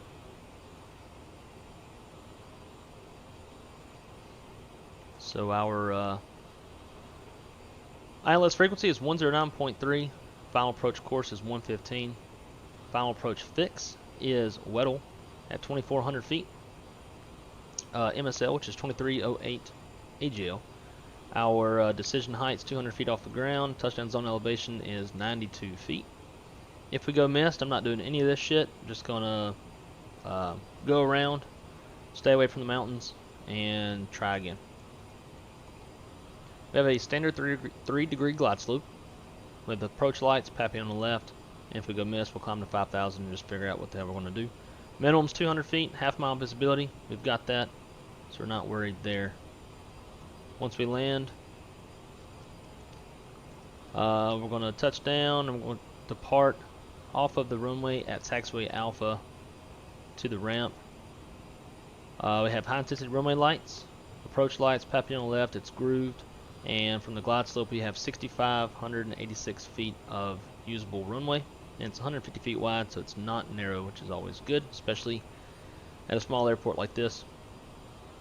Can't do that in the sim. PAPI, unusable beyond 5 degrees left or right. 30-degree angle glide slope.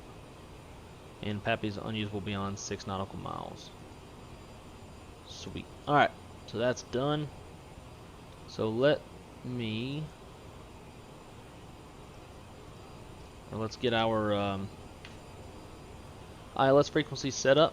So it's going to be 109.3.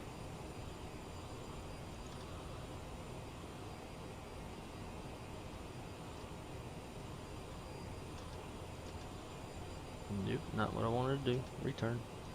Switch. Cool. I'll do it on this side as well.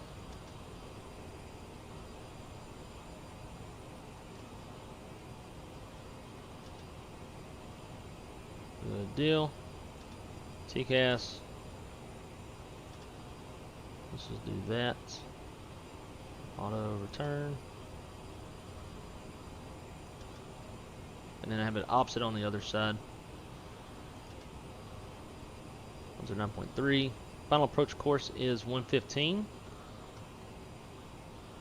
I'm gonna need to actually it's up here. Remember that now. See, course. I guess we can't change it until we tune a loc. So we'll just do that. As soon as when we get closer and we tune the localizer, we'll set the approach course. I'm afraid that if I come here and change the nav source, that we might get a little screwed up. Or we could do this. Let's go heading. Come on, bitch. Heading mode. Now we'll change nav source. I want loc 2.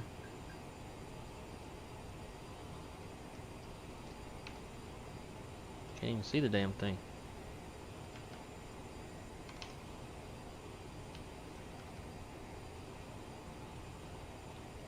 Just bear with me, guys.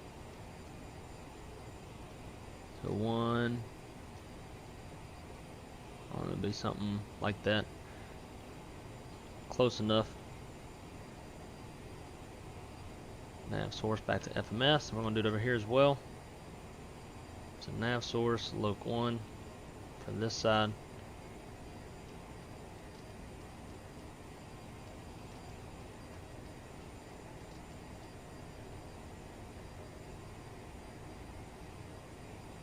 Something like that. Cool. We'll just go with that. And then let's go back to nav.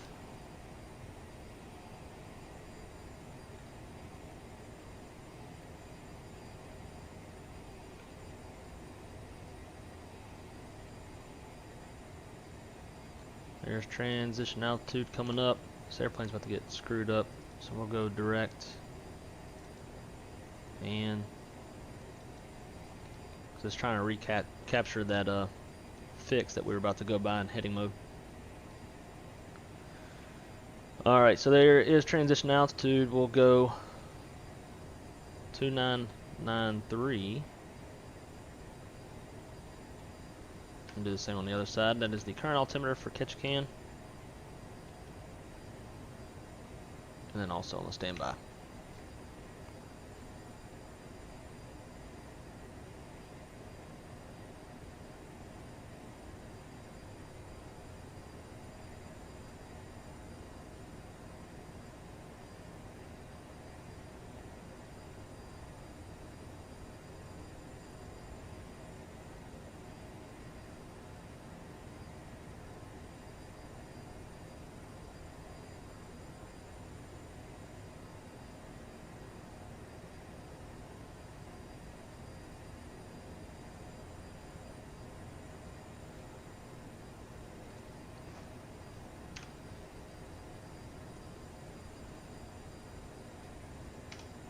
slower descent rate.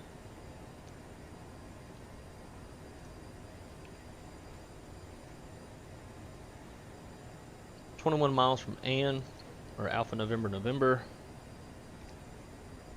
which is Annette Island.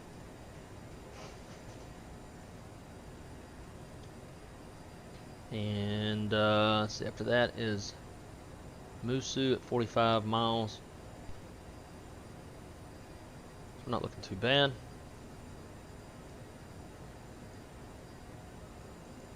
We want to cross Musu at or above 5,000.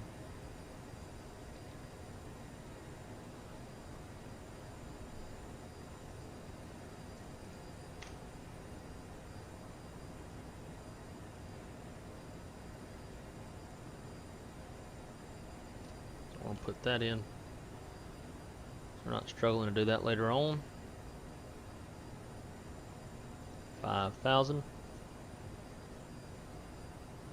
And let's go ahead and set 250. We'll start slowing to that gradually.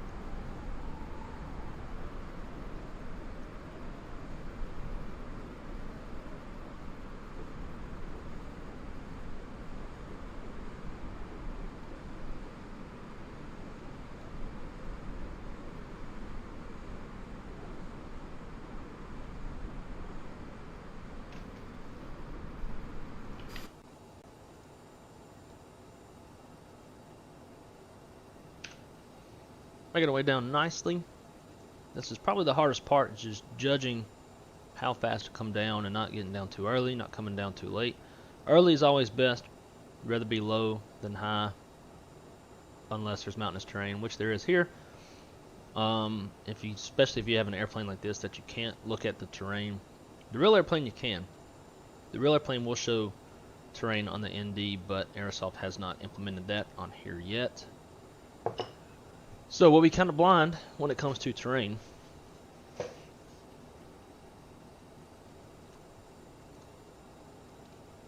We have begun our final descent into Ketchikan. Flight attendants will be passing through the cabin to collect any trash one final We'll turn the time. seatbelt sign on. Tray tables are stowed and seats are in the full upright Get position. off here. Please also store any carry-on items either in the seat back pocket or under the seat in front of you. Please complete all Wi-Fi related tasks and stow any larger electronics. Ease up on the power just a bit, maintain that 250 knots. There's 10,000 feet. The flight crew has turned on the fasten seatbelt sign. Please return to your seat and fasten your seatbelt.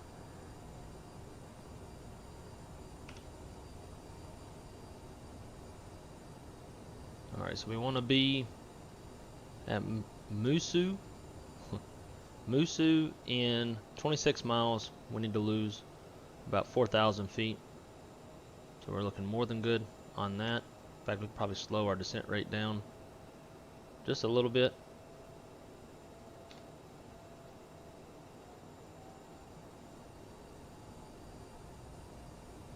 Now the next question, where the hell is outside air temperature? Because I need to know what that is, so I know if we're in icing conditions or not. Ah! Boom boom. True air temperature, static air temperature. Go based off static. So once we cross through these, ooh, we're really going to slow down our descent rate. Look at that mountain. Do not want to go into that thing.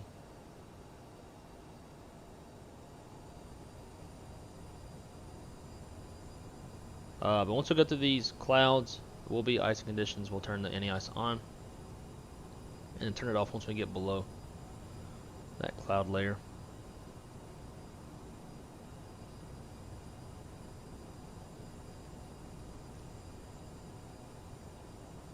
And if I can remember, we'll turn on the replay thing. And actually, oh, I think you have to go into dev mode.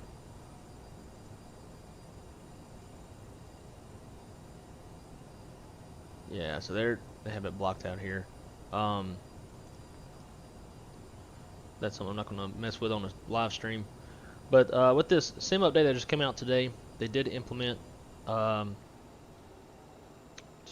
replay functionality, which doesn't have the best UI, but apparently works pretty good. So that's something I have to tinker with before putting it on a live stream.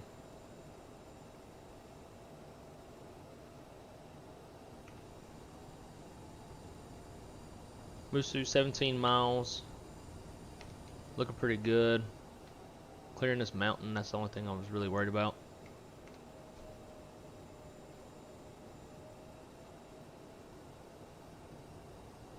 Alrighty, so localizer 1 and 2 have been tuned.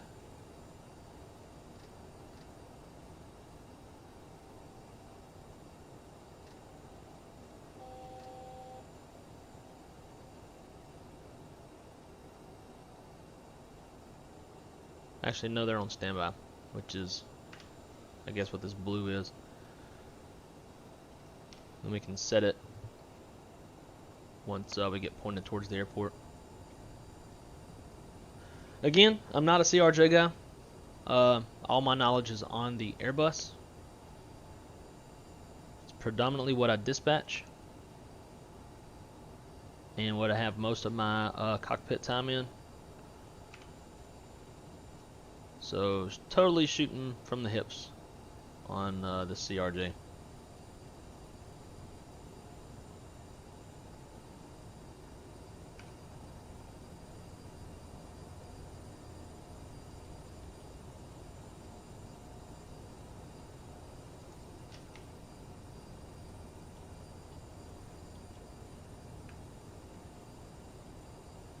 So there's a town over there, and the airport should be right over here. We're going to swing around these mountains, come down this valley, and land just like we looked at on Google.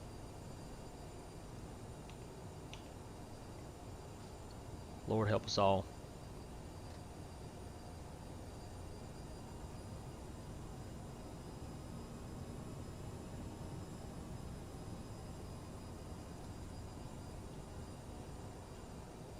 Let's get some engine anti-ice on.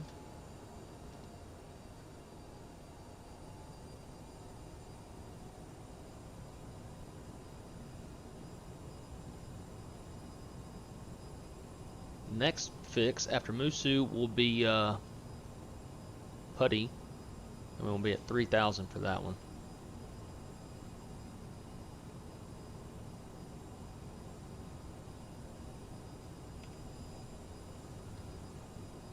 So VFE for flaps 1 and 8 is 230 knots, which we're below. So we can go ahead and go flaps 1.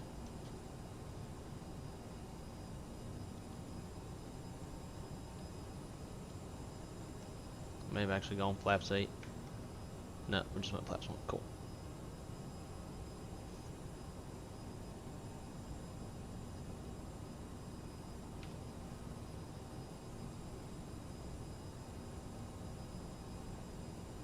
And again, we are manually setting our power. We have no auto thrust.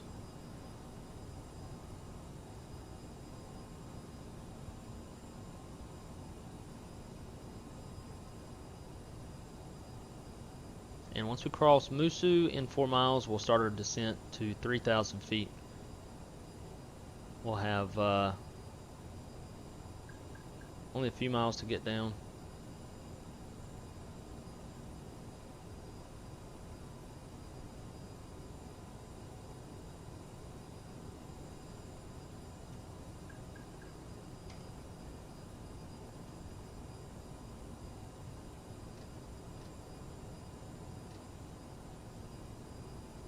There's 3,000.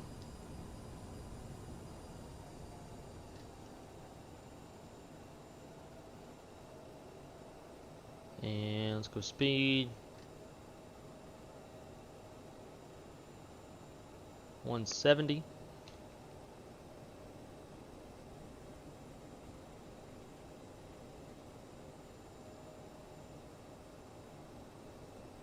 Should start this little turn here any minute now. There it goes.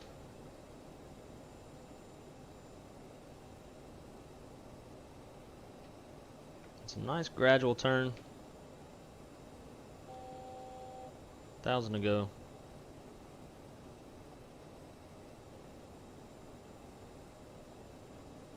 Shallow that turnout so we can kind of bleed off some of this airspeed.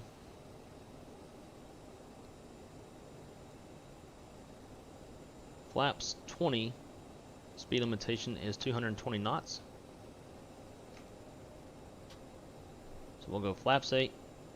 Let the aircraft get stabilized with that. And then go down to flaps 20 degrees.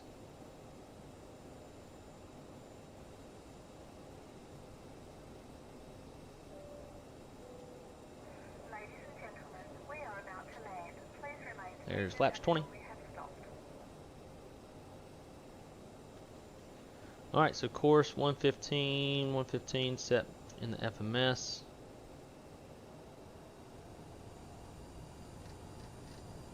I want to change my course on the damn localizer.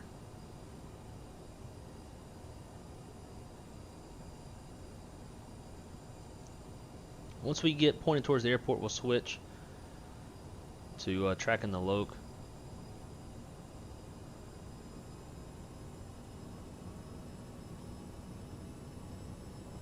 Alright, next is Weddell at 2,400 feet.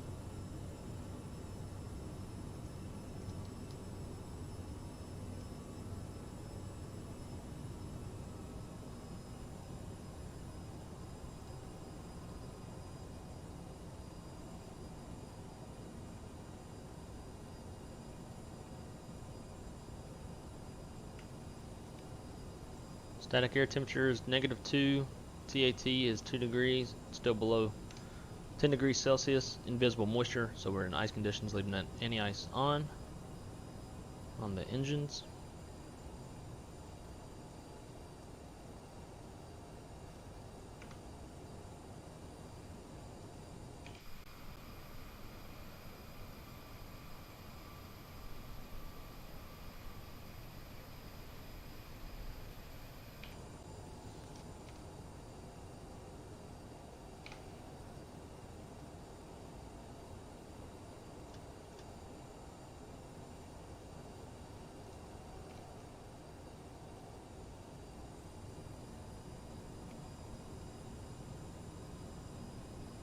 Alright, there's Weddell. Let's switch over to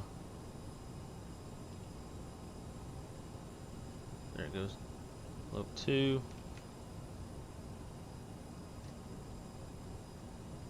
115. Come on, you piece of shit. Same thing here. Nav source 115. Let's arm the approach.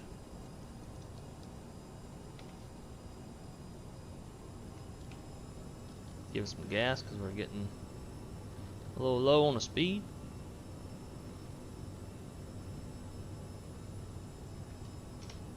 And then while we're doing that, let's go performance. Set all. There we go. There's our VREF speed.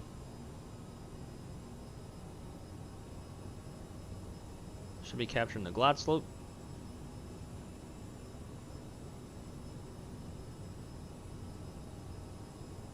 Here's glide slope. We'll go gear down. Next notch of flaps. And let's get those reversers armed. Flaps 45. I swear.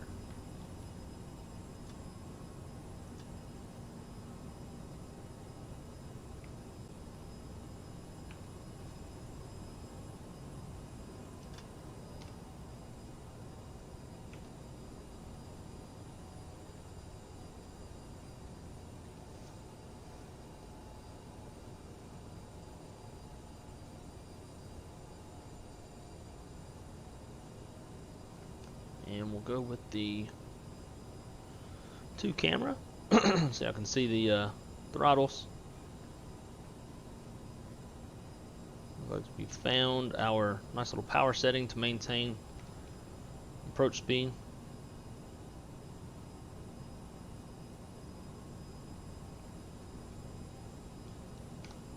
Visible moisture below 10 degrees. And the ice just come on. Got the approach lights out ahead.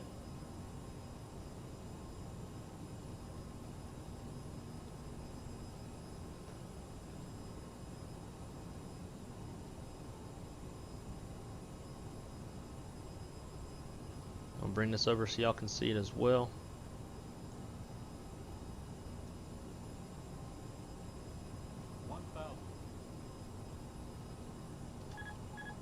Thousand feet, my airplane.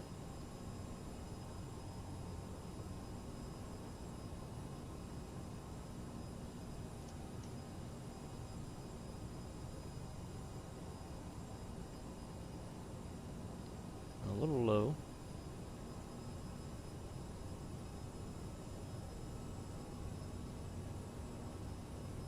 Have a right quartering crosswind. I'll fight that a little bit.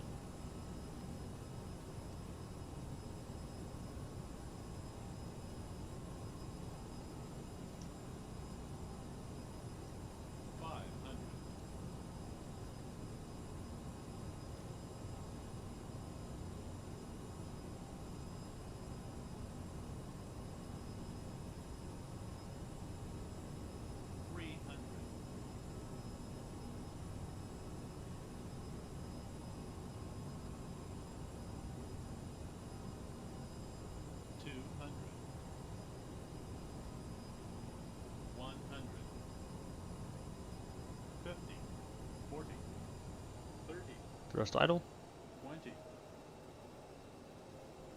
Floaty, floaty. Nice and smooth.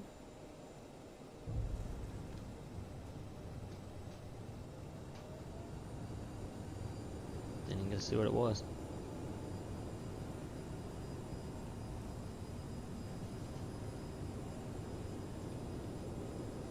I guess spoilers? I don't know. I don't even know how to tell in this airplane. 60 knots. And we'll stow them. Or not.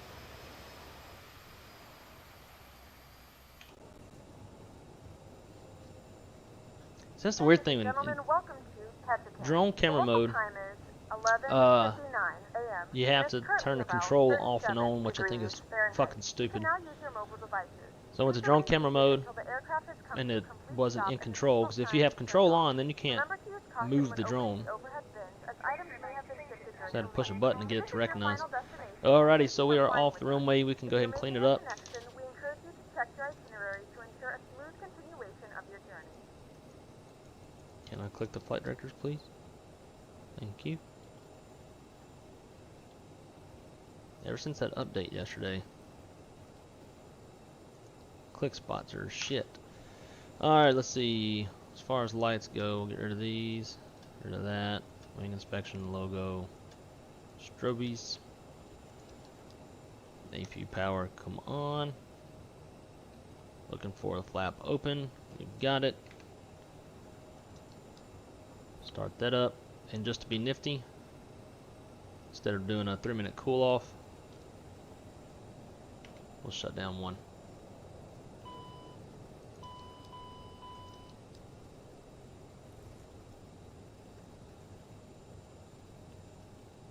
Got this nice little downhill taxiway. Shout out to Northern Sky. I think they did an awesome job on this airport, especially with all this elevation change at the airport itself. It's not the easiest thing to implement when building scenery. We'll get rid of the thrust reversers as well. And let's see, where's our gate? So the question is, do we want marshallers and park at a gate where the jet bridge doesn't work? I think we do.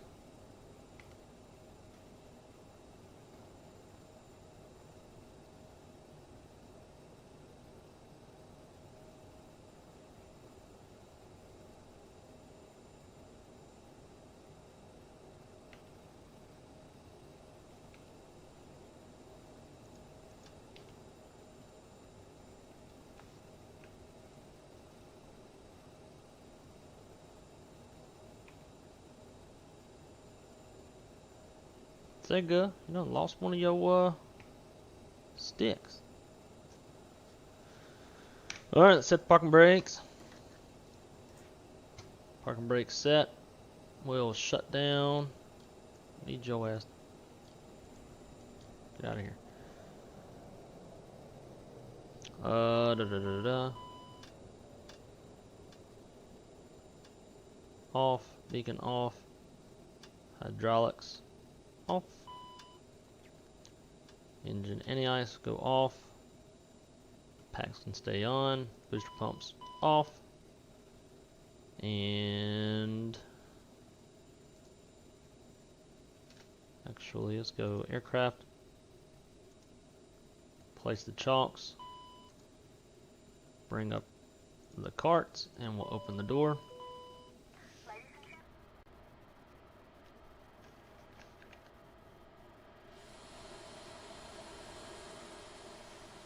And this jetway doesn't work. You can't see this little window because I hide it behind my camera, but we'll go aircraft, jetway, and this would start moving, but it don't work. So people just gonna have to walk their ass off the airplane. Hide this back.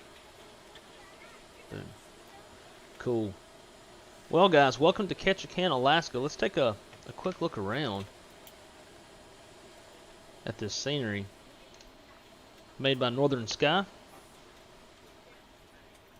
If you ask me, I think it looks really nice.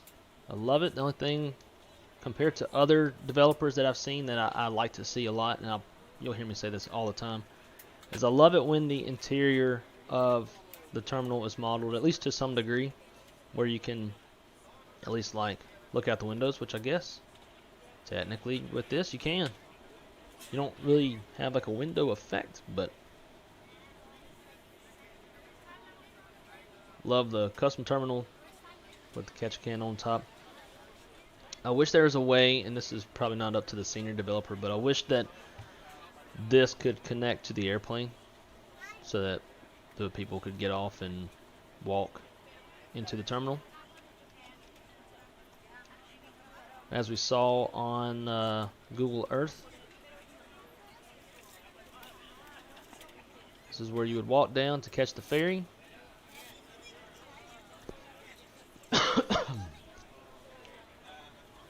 Got some custom lettering up here as well.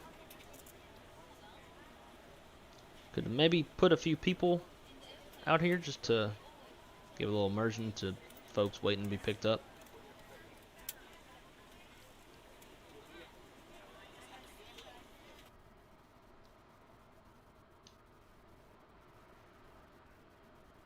It's a good looking airport. Again, I think the biggest thing with this airport is how they handled the elevation changes from the taxiways going up to the active, as well as going down to this little GA area here. From my understanding, it's really hard. It's one of the hardest parts for senior developers, and they nailed this one. This one looks amazing. When we was coming down when we were taxiing down the hill, didn't notice any like bumps or aggressive changes in the elevation. Nice little Alaska air cargo. Let's run across town and see if there's anything that they put over here. Got the ferry. That's pretty cool. Another ferry over there as well.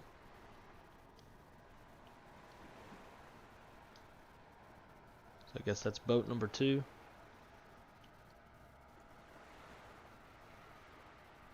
That's the Oral Freeman. Got a barge. This looks like a custom building for like a boat yard.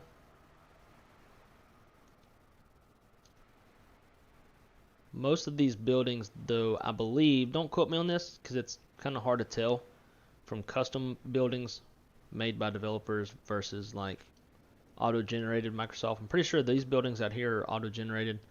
These containers are probably not. A nice little cell phone towers.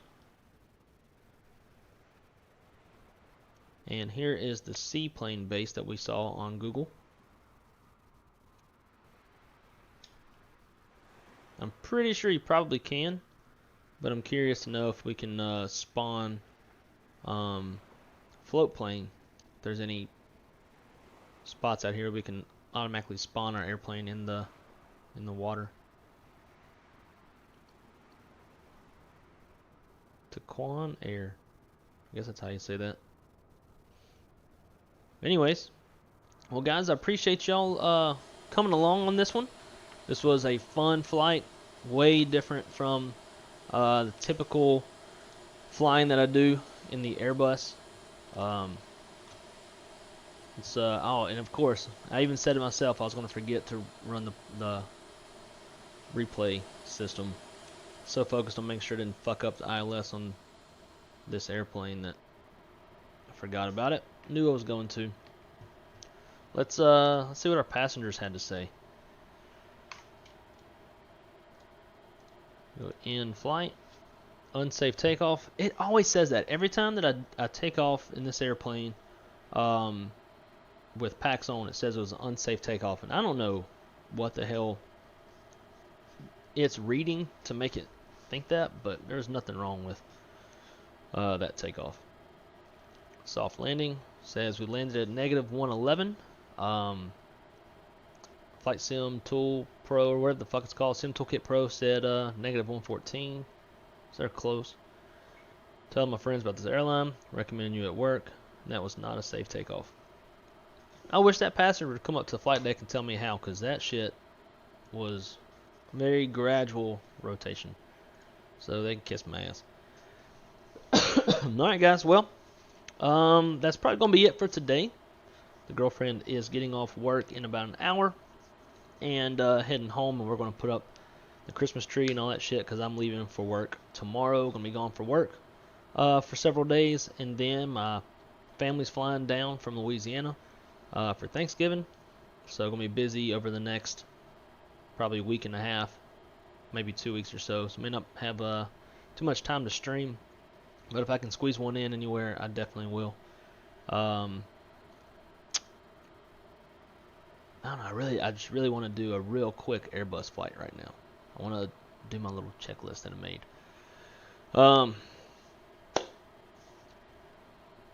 Alright guys, well, I'll create a new stream for that one, if I do it.